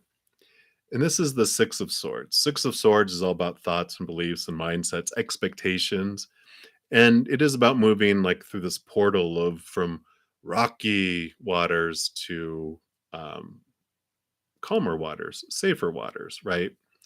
And so this is a change of mindsets and, you know, expectations, the way they're looking at things. And there's this Palace of Swords, which these palaces are specific to just this deck. Most of them don't have it. And what the Palace of Swords means is that he's trying to create a safe space for him to have his expectations, have communication as well, because Six of Swords is also communication. And so there's this safe zone that he's trying to create. And this is what he fears, because the tower is, of course, about things being removed out of our lives suddenly.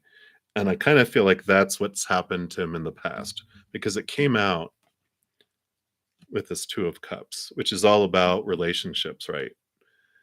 It's emotional choices too, but in this case, because these came out together, they were really saying that, you know, uh, in the past he had, that, and then then it was no longer. It was like a fast, suddenly change. Whether they, whoever it was, passed suddenly or they left him suddenly, the relationship ended suddenly. And there's this temperance, it's this balancing out of things. They're, trying to get this, with that six of swords and with this safety, with both of those together. I mean, this is like balance. They're trying to balance out their mind and their expectations and their beliefs, and with all that. And I feel like that's what all this energy is going on. That's what all the stuff that is happening here, that it's like this fear. They're trying to figure things out, and they're trying to feel safe in their mind there. And there is the Page of Coins, which is the Page of Pentacles, which is about new messages coming in the outside world. It is about new opportunities coming up. So I feel like there's something new that's going to be happening around this situation. And let me see if they can give us any clarity on that. Is it like forward together or in the opposite direction? Hmm. So there is movement and change in the outside world, moving up in the outside world. And you do have the Judgment card, which is double endings and double new beginnings. So I feel like something is going to be changing in your guys' situation, where this new situation that's coming up kind of solves this situation for you. Either they are being promoted and moving somewhere, or something's happened with you and you're moving somewhere. But there's like,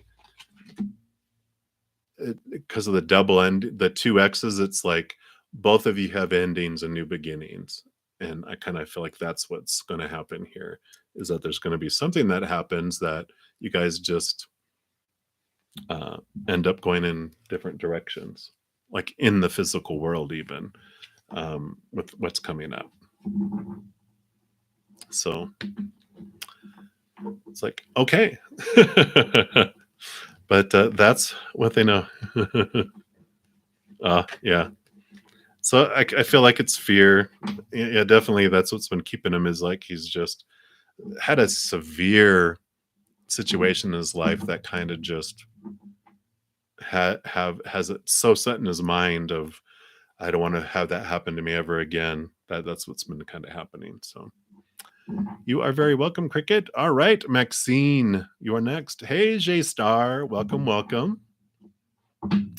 I got a couple more before you, and then we will make it down there. And if you guys haven't given me a little thumbs up yet on the video, I really appreciate you doing that. It does help out the channel.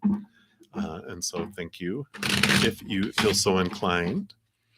Maxine, will you secure employment by the end of this year? Let's take a look. What would they like you to know about your employment? Okay.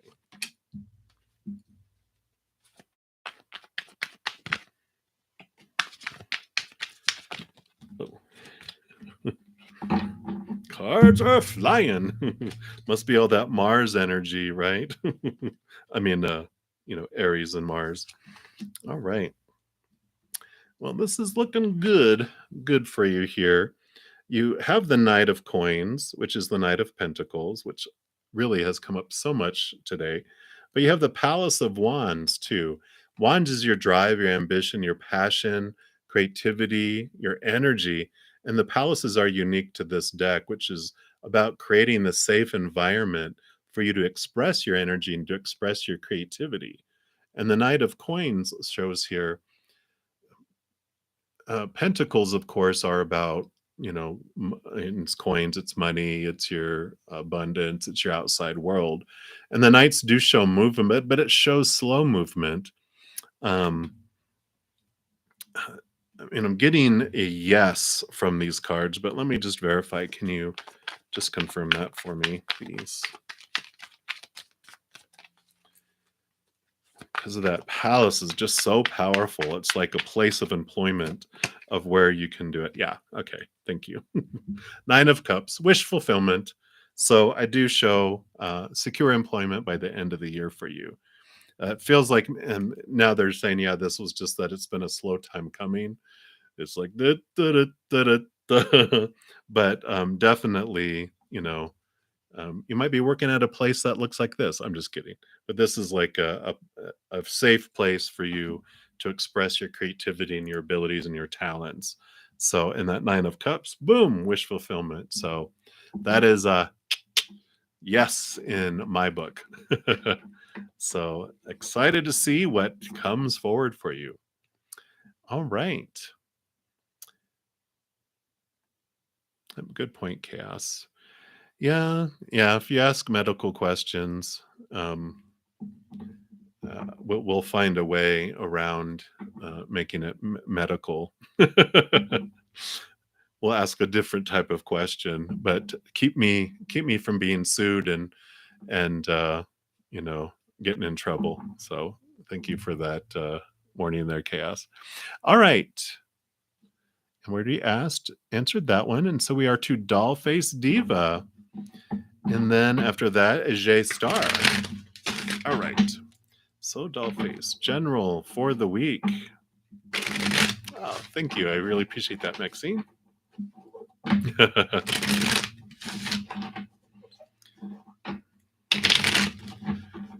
Yeah.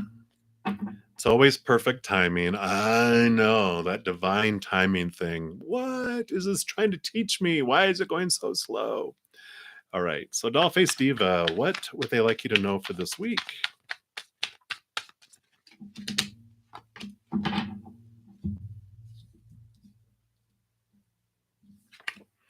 All right. Well, so you've got these two popping in here. You've got the 6 of cups, which is about, I'm sorry, 6 of cups, which is about, this is the nostalgia card. It's about old memories, childhood, generally means um, like someone from your past that you haven't seen in a while uh, shows up this week. And it's okay. It's a nice thing that they show up. It's not like, oh no, not that ex. This is like old friend or an old, a family member, someone you haven't seen in a while. Boom, they come and it just makes you feel, you go have lunch or you do something, where it's like, oh, it was so nice to catch up, and it just has this overflowing, wonderful feeling that comes from all that. Um, because you have the 2 of wands that comes in here too, which is all about choices of where you're investing your energy as well. And I kind of feel like throughout this week too, whatever you focus on, and especially with all this Aries full moon energy, talk about expansiveness wherever you point your magic wand. you know so if you're focusing on this door, which is what's not in your life and what you don't want in your life, that's going to expand. And if you're focusing on what you're grateful for and what you do want in your life, then that expands. So you even have the little Aries energy coming in here.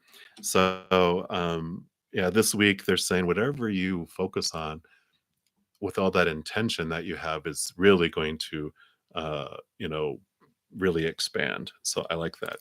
And of course you have the wheel of fortune. So you do have this endings and beginnings, this change, the turning of the wheel this week too, which is about fated events coming in and things unfolding, which goes well with that 2 of wands, because it also talks about that no matter what fated event comes in for you this week, you always have the power. Whatever you focus on grows, but you get to choose what emotion you want to feel and what story you want to apply to any situation too. So you hold a lot of power for your life this week with whatever unfolds. But I really feel it's a positive week, especially if you use your energy to focus on the positive. It'll just just make it really, really bright, a bright week for you. So I really like that, especially with who's the mystery person that's coming in, coming back from your past to say hello across your path. So that is what they have for you, Dollface Diva. All right. And next we have, hey, Sumya, welcome, welcome. Next we have J Star. And will you hear good news about being accepted in a new job this month? All right, let's take a look and see what they have to say.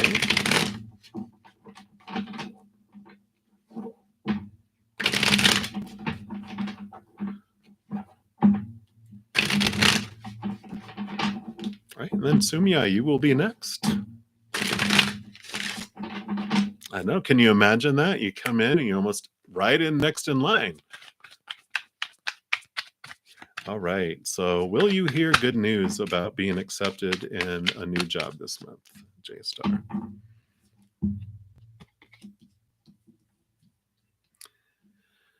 Um, so don't let this scare you.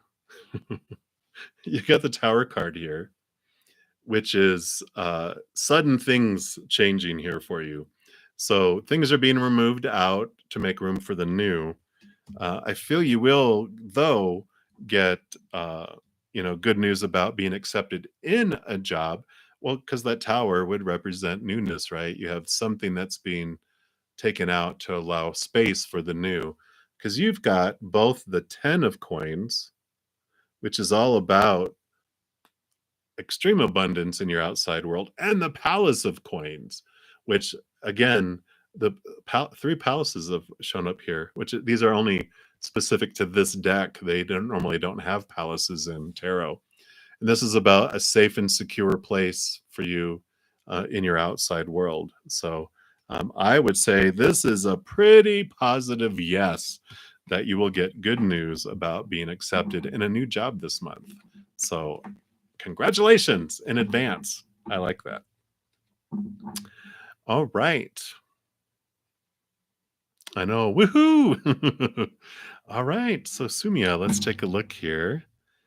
And you want to know what should you do according to angels? Make yourself good. Okay.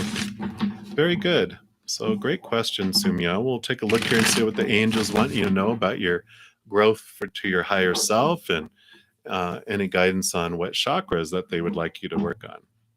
You are very welcome. I'm excited for you, J Star. Woohoo! All right.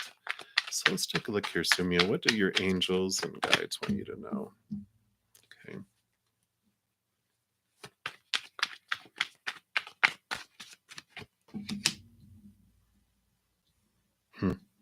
Okay. Anything else?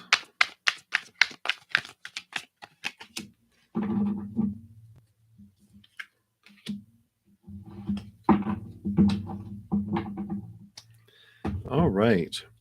So the first card, hey Shivi, welcome. Your first card, Sumia, is the King of Coins or the King of Pentacles. So the green chakra, of course, is your heart chakra.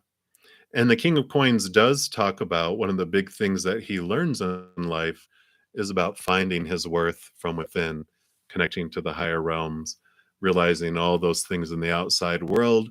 When he had them be define his worth, was of course unstable because all those things in the human world temporary, unstable, constantly changing.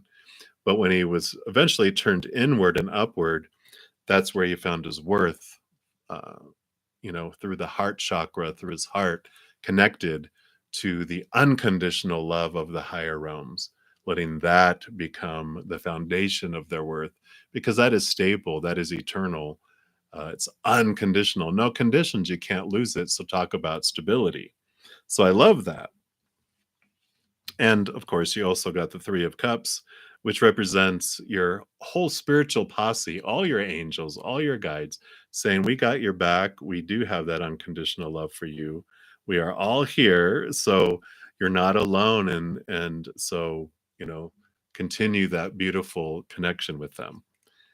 So I love that. The other thing that popped up, you have the Eight of Swords and then the King of Swords. And this has a lot to do with the mind. But I really feel also the blueness of this is really focusing on the throat chakra as well. And I feel like this has to do with the connection of your heart chakra with your throat chakra, because the Eight of Swords talks about your thoughts and your beliefs around self. And so I kind of feel like it's self talk, right? It's like, how do you, uh, your mind, how does it, what that little whispering self talk is, and what are you saying about yourself in the outside world? When someone says, "Oh, wow, you do that really well," do you downplay it and go, "Oh, well, everyone does that," or what, instead of saying, "Thank you." If you're like, "I'm so stupid. Oh, I can't believe I did that. Oh, rah, rah, rah, rah, rah, rah." Is it stuff that you would say to someone else?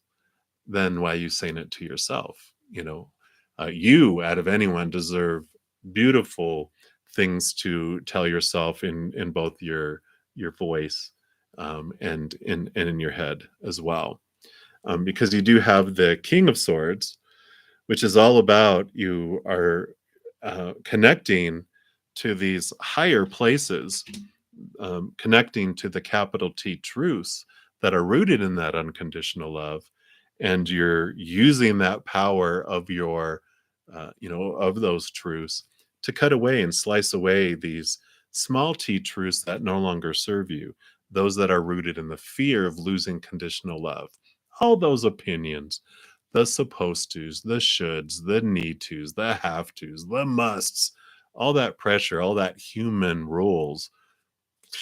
You have this Ace of Swords that's connecting you to these unconditional love and this beautiful knowledge of above, of who you really are. And all of that is allowing you to slice away all these old beliefs and all these thoughts that served you for a while, because you wanted to come here to experience what it might feel like to be trapped in a bubble, feeling small, feeling trapped, feeling insignificant, feeling abandoned, all those delicious emotions that are rooted in the conditional love and fear. But like, you are moving to a new place in your life. You're waking up more and more to how powerful you are and who you really are. You're so much more than this character that you're playing here. You're really connecting to these truths of your true power and who you really are, and it's transforming your life because of it. So, focusing on your heart chakra and connecting to the higher worlds, focusing on your throat chakra, what are you sharing out of your mouth? Is it fear of the conditional love, or is it unconditional love that's coming out and in here? And so that's what they're looking at, um, for you right now, Sumya. So, whoop whoop. I like it. All right. And Shivi, you retracted your message, so I don't see that you asked another question yet, I don't think. So, Pooja Patel, welcome, welcome. You are up. So, you want to know Sahil's next actions towards you in the near or distant future? Absolutely. Let's take a look here. You guys are most welcome. Absolutely. Yeah, it's been steady. Usually I get like a ton of questions and I sometimes don't make it to the end. But I'm like, right as you guys are coming in right now, I kind of like this little change for tonight. So let's take a look here. Absolutely my pleasure, Sumya. Wow, yeah, I can't believe it's been 2 hours though. All right. So let's take a look here. Pooja Patel, what are Sahil's next actions towards you in the near or distant future? Absolutely. Wonderful energy in here, wonderful people, as well as you are part of that as well. So let's take a look. Okay.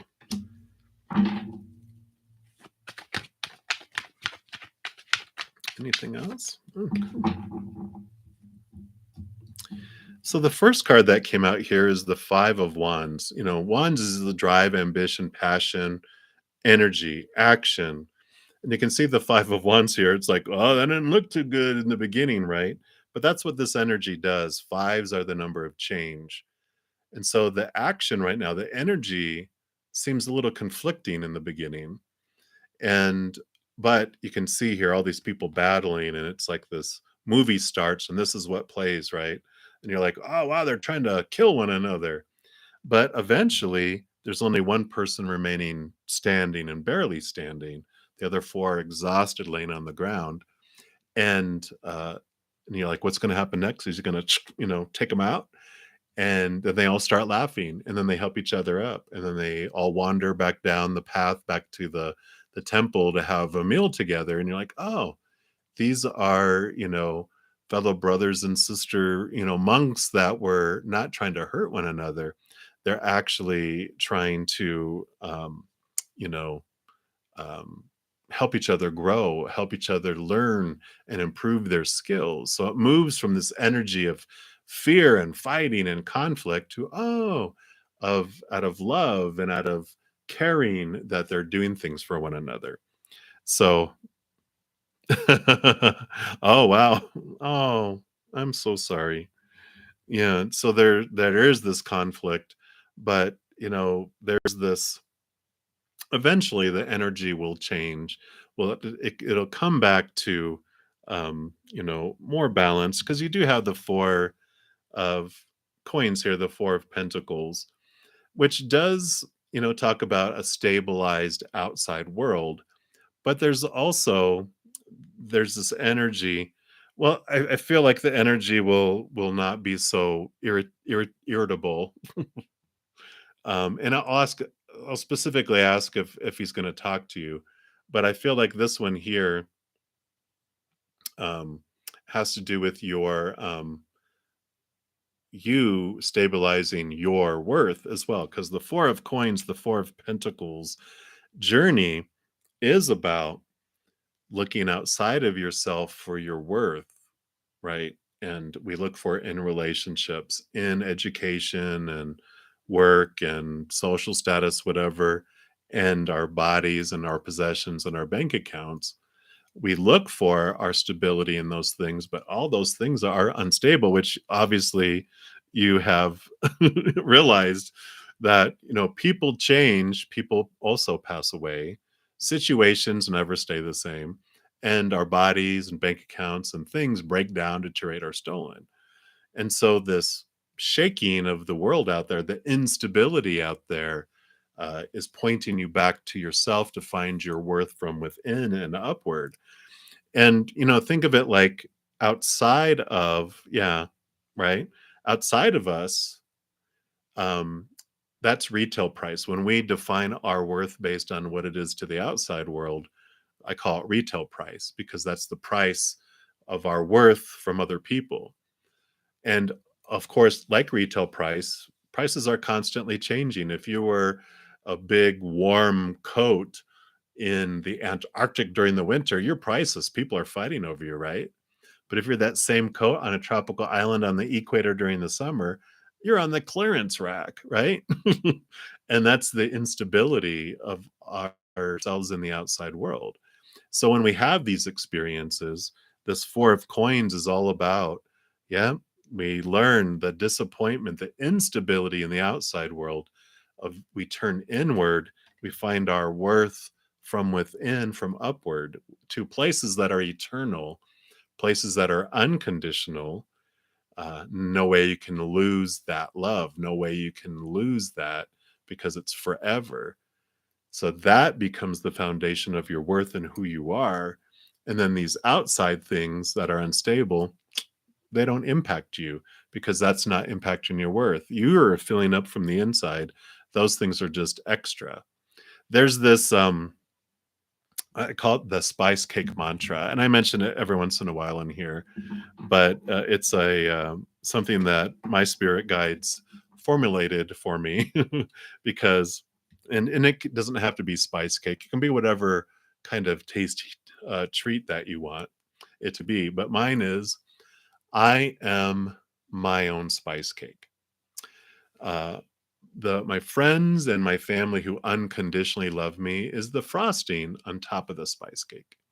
My accomplishments in life are the cherry on top of the frosting on top of the spice cake. And my intimate relationships are the whipped topping on top of the cherry on top of the frosting on top of the spice cake. If for some reason I don't have the whipped topping, or I don't have the cherry on top, and if somehow all of my true friends and my family passed away all at the same time, because that's the only way they'd ever stop loving me in, here. If I didn't have the whipped topping, the cherry, the frosting, Even if I didn't have any of that, I'd still be one awesome frickin' spice cake. And that's like puts the importance of things. I am whole and complete in myself. Everyone else and everything else is extra in my life. And when you look at it that way, that reinforces that, Four of Pentacles, because I do find the love for myself from this unconditionally loving source in the higher realms. I see that from up above. Exactly. And so, but you're not going to find yourself out there. You're going to find yourself in here. Right. And so, and this is happening, and I know it feels awful in the beginning, but realize anything that happens in our life is happening for us. And these things that happen, these mirrors that we come across, these people will reflect back to us how we feel about ourselves until we see it. And then we get to the truth of it. So, when someone is irritated with us, when someone stops talking to us, it's like that's how I feel about myself until I get in here and understand it, that these feelings I have for myself are because of these past beliefs, these past ways. And you really come here and find it for yourself by connecting upward and realizing, wow, how much we are eternally unconditionally loved.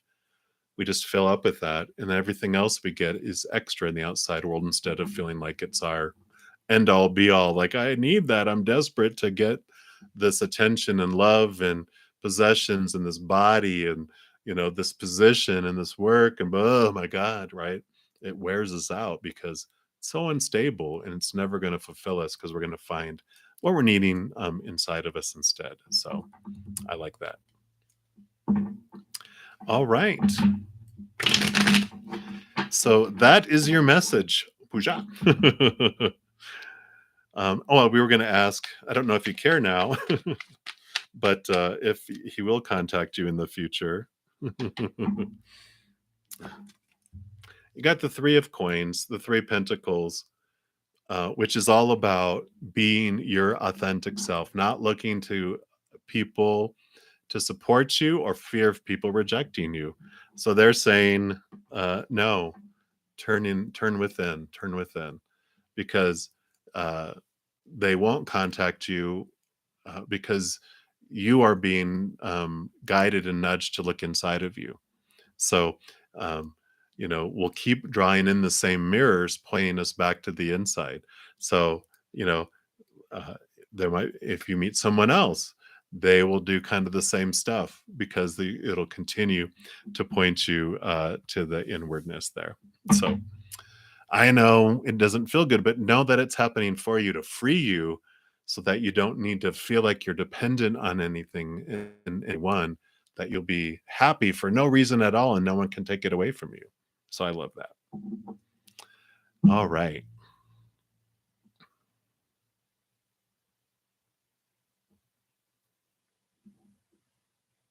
Okay, let me just take a look here. All right, so Doll Face Diva. Hey, Anjou, welcome, welcome. All right, so will your daughter have a good year when she returns to her regular school? All right, let's take a look. And Anjou, you will be next.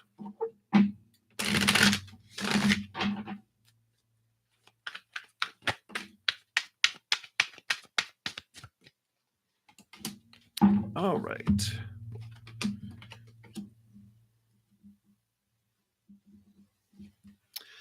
So you got the Six of Coins here, which is about balancing and equal giving and receiving. So for your specific question, this is balancing in the outside world. So, you know, I consider a balancing in school good, right? um, and then the Judgment card is here too, which is about this. You're funny, Cass.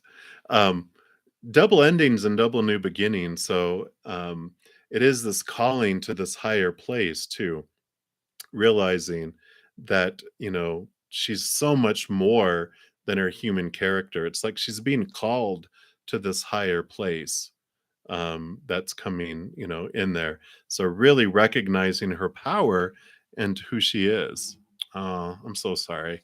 I used to get bullied in school. Um, and, it's not the end of the world. I'm stronger because of it, um, and, uh, and I realized later too, which I'm sure you're aware of this, and I'm not sure if this helps or any, but, later in life, I actually ran into one of my bullies while I was grocery shopping with my mom. And this was back in the days when they used to they always took your groceries out to put them in the car, even though we're totally capable of doing it. They were like, "No, we'll do it." And the guy who was packing the groceries and taking it out was one of my bullies, and he was so embarrassed. He knew it was like so, you know, uh, he realized who I was, and he just because he was like a of course, like an athlete in high school, and now not that bagging groceries is a bad job, but I think he felt like he was so low compared to where he was in school, and he had to take the groceries out and put them in the car. And I wanted I wanted to feel so good about it, but because of I feel people's emotions, I felt so sorry for him and I felt so bad for him. And later in life, some of my friends, that I met later in life, yeah, was, uh, were said that they were bullies in high school, and I knew, because I posted something on Facebook. I said about bullies uh, feel out of control in their homes, or you don't know what's going on in their homes, and this is the place they have to feel in control because they feel so out of control in other places. And it's usually because a lot of them are abused at home and emotionally abused at home, and feel so out of control. This is how they have to express themselves. And I had bully friends that were like, "You're absolutely right. It was how I had to feel that way." And you're a teenager, you don't know any other ways to do things. And I know, yeah, huge. I've got like uh, a stellium in Pisces, which means like four. I actually have like five planets in Pisces and a couple more in water. I felt people's emotions since I was like in kindergarten. Thought everyone did. It didn't. Why are you treating people like that? Don't you know how they're feeling? So, um, if you let her know that, I'm going to pull some more cards here real quick for her, but if you let her know that when people act that way, they're just in so much pain that hurting people hurt people, and that people who are emotionally and feeling loved and stable don't act that way. It's only people who are hurting so much inside, um, yeah. So let's take a look here and see. I just want to see about her adventure. Let's get some more. Okay, I like it. So much brighter year, that's coming in here. um, Six of Cups is nostalgia. I kind of feel like she's going to meet someone, like a childhood friend or someone that she knew in the past, and it's going to be a different type of relationship. It's like she feels like there's someone there that's in her corner, and no, it's not that they. Oh no, no. This is about emotional choices. So don't worry. Your jaw just went, no. But this is about that she really learns her power, this year about her emotional choice, that she gets to choose what anything means about her. She gets to choose what story she applies to anything. And wherever she focuses her energy, of course, will grow, but this is her power of her emotional choice that comes. So I really feel like there's someone that it's like maybe she's hasn't had classes with this person, but it's like kind of like an old acquaintance that suddenly maybe they transfer back, or they end up in classes together, and it just clicks, this new old relationship, this new old friendship. and it just makes it so. Yeah, focus on this because this is a very bright, victorious, sunny card to come in there. But I really feel this is a year where she comes into her power and understands things about her power and herself, how other people act and why, and that she controls so much over her emotional choices. So I like that for her. So definitely, I feel like it's going to be a brighter year than it was in the past. So I like that. All right. So let me keep on going down the list here. And that's good there. All right, Anju, you want to know who's coming with a commitment soon? Chaos.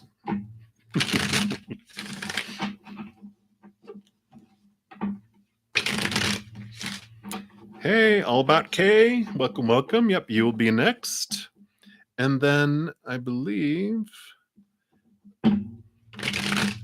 we will end with that question, Chaos. So that will be my last one because we're at almost 3 hours. And I figure after these three, we'll be close to almost 3 hours. And that is the time of my battery. So let's take a look here, Anju. Who's coming with a commitment soon?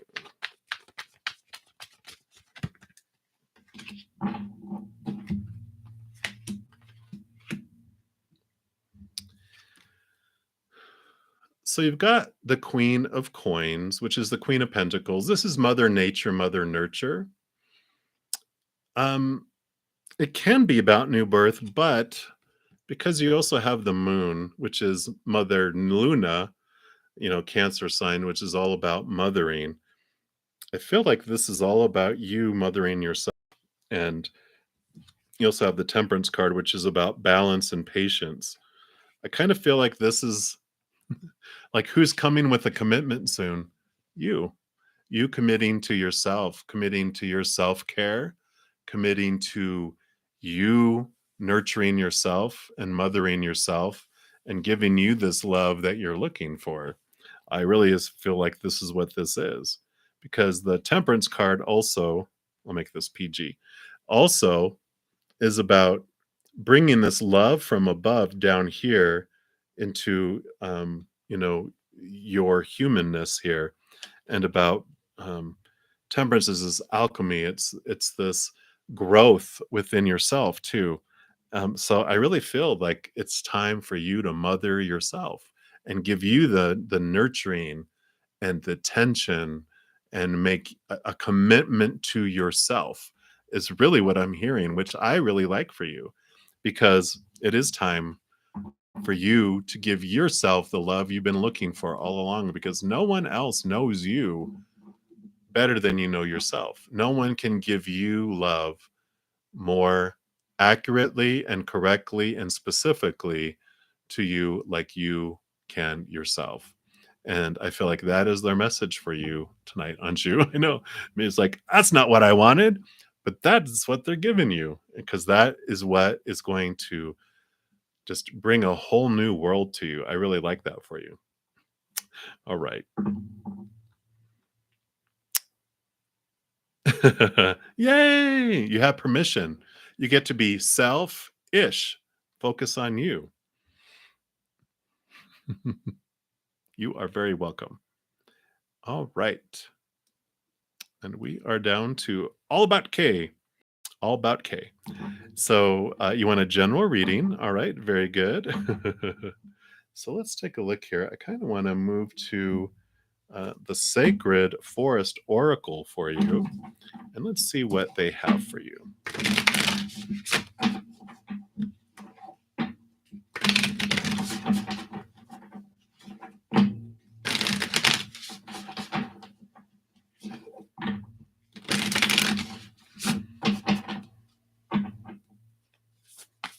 Hey, Jorge. I'm going to be logging off here in about 15 minutes. So if I can get you in, I definitely will try. But we're headed up here. So let's take a look here. So What would they like you to know about all about K? What would they like you to know? Okay, there it is.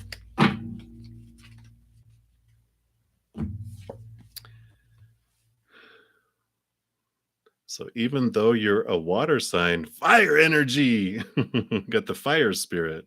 Like that. What a beautiful, powerful card. Oh my gosh.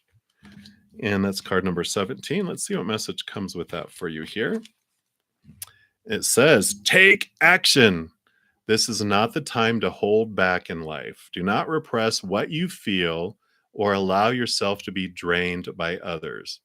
If you strive to meet everyone's expectations and fulfill the needs of others, but forget to honor your own needs, your energy field becomes depleted and dull. Break free of your constraints, whether self inflicted or imposed on you by others. Activate your verve and your passion. Give your emotions free rein.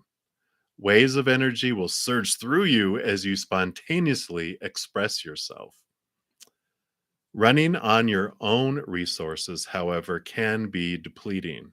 Allow the Creator to flow through you. Be open to receive, knowing that you don't have to do it all by yourself. This replenishes your soul and supports you in accessing enormous amounts of energy. The power of fire spirit is renowned, one of the four prime elements. It traditionally represents transformation, passion, zeal, enthusiasm, creativity, and activation. In many traditions, fire is synonymous with creation itself. Let the energy of fire inspire action and movement for you now. The spirit of incredible vitality, life force energy, and passion are expanding in your life. If you start to feel drained by the expectations of others, don't hold back. Ignite your inner fire. Speak your truth in love. Let the light of the Creator surge through you. I like that for you. That is great.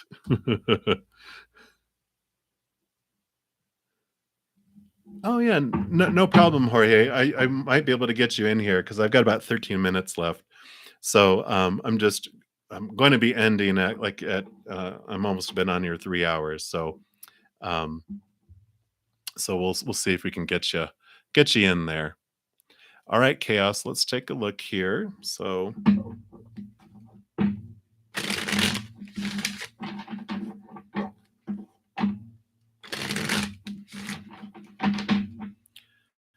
let's take a look here. Why did your son stop connecting with you? No longer returns calls. So what would you like her to know about that, please? Okay. Anything else?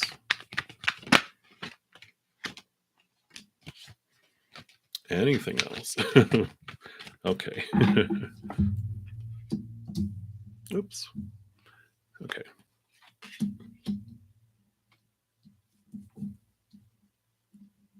Interesting. So you got the Four of Cups here, and I feel like I want to show you each one of these. You also got the Tree of Life, which is a specific card only for this deck as well.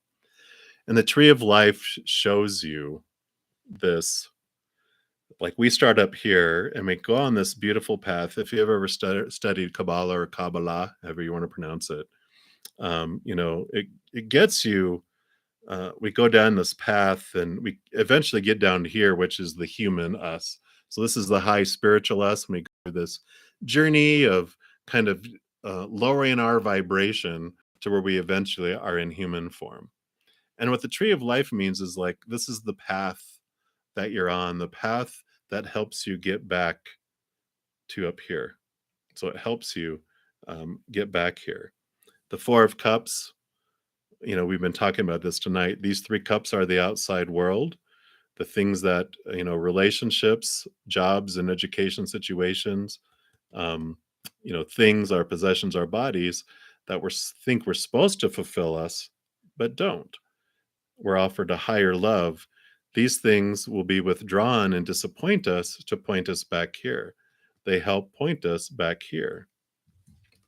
Nine of Pentacles. Finding your worth and your wholeness for within you, that you are the one that you find it. That hermit's journey about finding your worth and your wholeness from within yourself in the garden by yourself with spirit, of course. But all of that is pointing you back to you on the inside. And so the specific reason why your son stopped doing it, mute point is what they're saying. The purpose of it is this, is this, is this, is this. So it's all coming back, to that uh, being dissatisfied with relationships, being dissatisfied with education and job and social status, being dissatisfied with body and possessions and bank accounts and money, because it's all turning you back inside.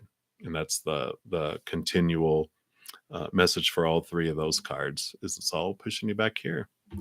So that is their answer. I know. All right, Jorge, hopefully you're still here, because I do have 9 minutes left, so we will try to get you in here. So will it ever work with the Aries? We no longer talk since I came back to the army. Very good. Yeah, and as Chaos says, thank you for your service. My brother is retired Army. Yeah, Cindy, it was quite a while ago, so you can still rewind to catch that for you, though. All right, so, okay, will the Aries no longer talk? Would ever work out with the Aries? Okay.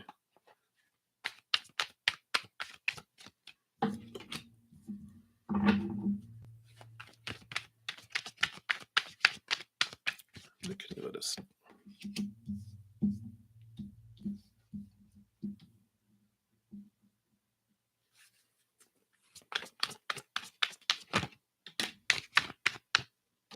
Okay, let's take a look here.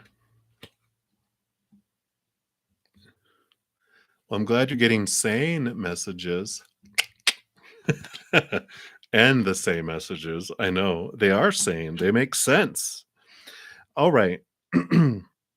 So, Jorge, what we're looking at here, the first two cards that came out are the Strength card and the Three of Cups. Three of Cups is like a card of joy and emotions, but both of these cards represent really connecting to your higher spiritual self. And I'll tell you why here as we look at these other things, because this is a special card between my spirit guides and me, which represents that you're not alone, ever, ever, ever alone. You have a guardian angels and spirit guides. You've got loved ones on the other side, ancestors, all these beings of unconditional love and light that are in your corner, and you are never alone. They're always by your side. This one specifically represents, like, this is your human side of you. And this is represents our higher self. And the Strength card is about, when we're looking for things in the outside world to fulfill us, we eventually get hangry. I mean, I love the face because it's like hungry, angry. It's been eating and searching for things in the world, and it's not getting any satisfaction. But its connection to the higher self that satisfies the tiger, because all the things that it looks for in life, in the outside world, like I just mentioned with Chaos's reading, disappointing out there, all that relationships and situations and things.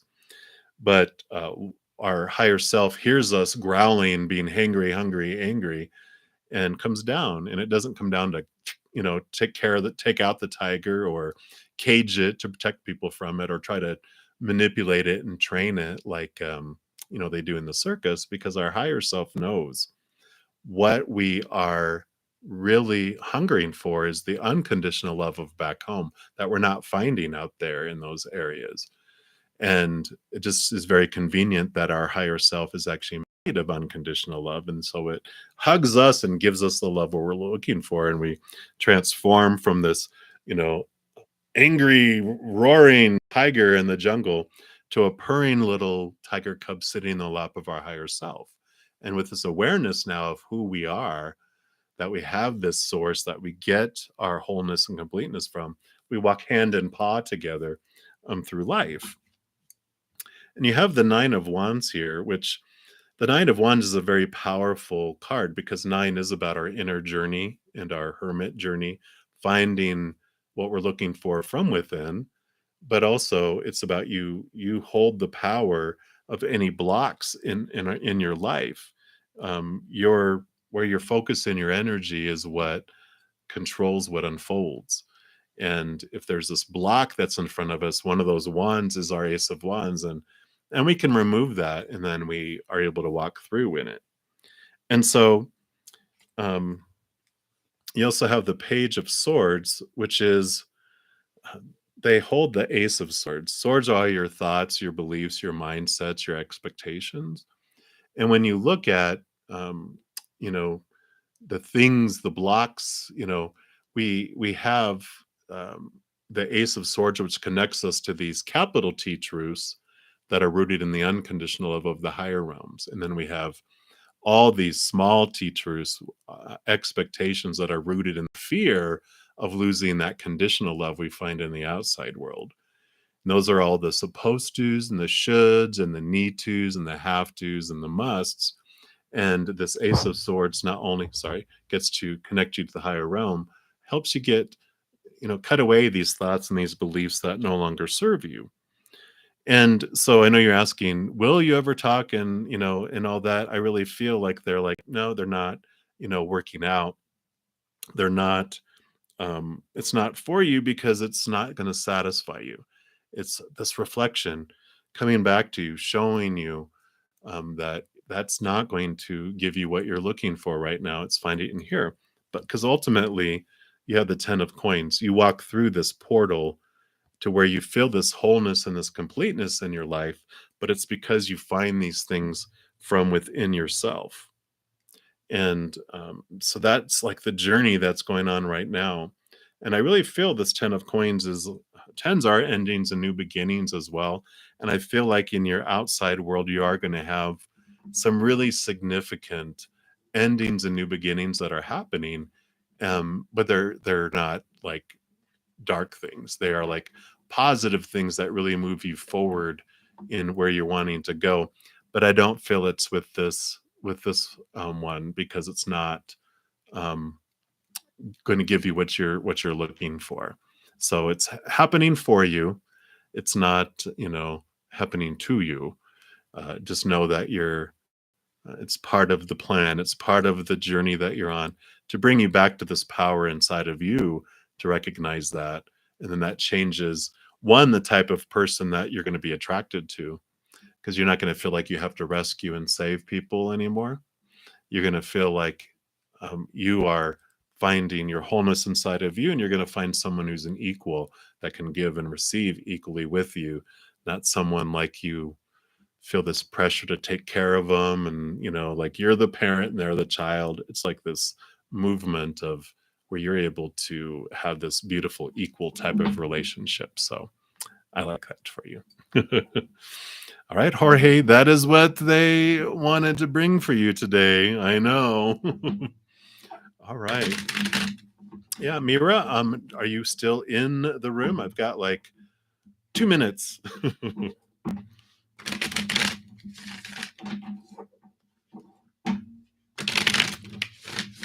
right. And you wanted to know what? Right? That's what I'm saying, Jorge. So let's take a look. I'm just going to ask, in case Mira is here, any blessings coming to you soon? Any blessings coming for Mira soon?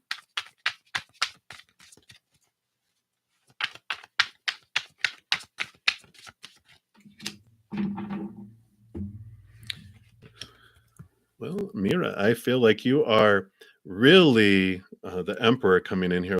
Look how bright that card looks, like that. And you have the Palace of Wands too, which is huge amounts of energy. An emperor in a palace. a very safe place, a wonderful brightness of energy headed your way. And I really feel with these combinations, especially with this Aries energy, with this full moon, that you really are taking charge in your life and things are really, really unfolding quite nicely for you there. So I would definitely say yes, that you do have blessings coming your way. But a lot of it is you getting tired of just uh, feeling like you're a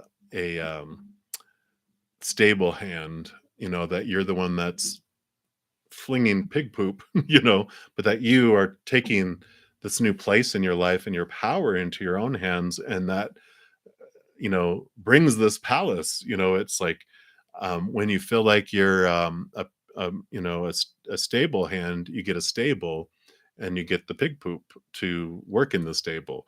But when you are like, no, you know what, I am an emperor, then you get a palace, and that appears for you. So it's like a lot with this energy that's forming here for you. I really like it for you. Yes, thank you guys so much. Great energy. I really loved all of this beautiful energies, all these wonderful questions. If you haven't given me a thumbs up on the video yet, make sure you do that if you'd like before you head out. It does help out my channel. Thank you for all of your wonderful support. And please know that every second of every day of your life that you are unconditionally loved by the creator of all things. And of course, I love you guys too.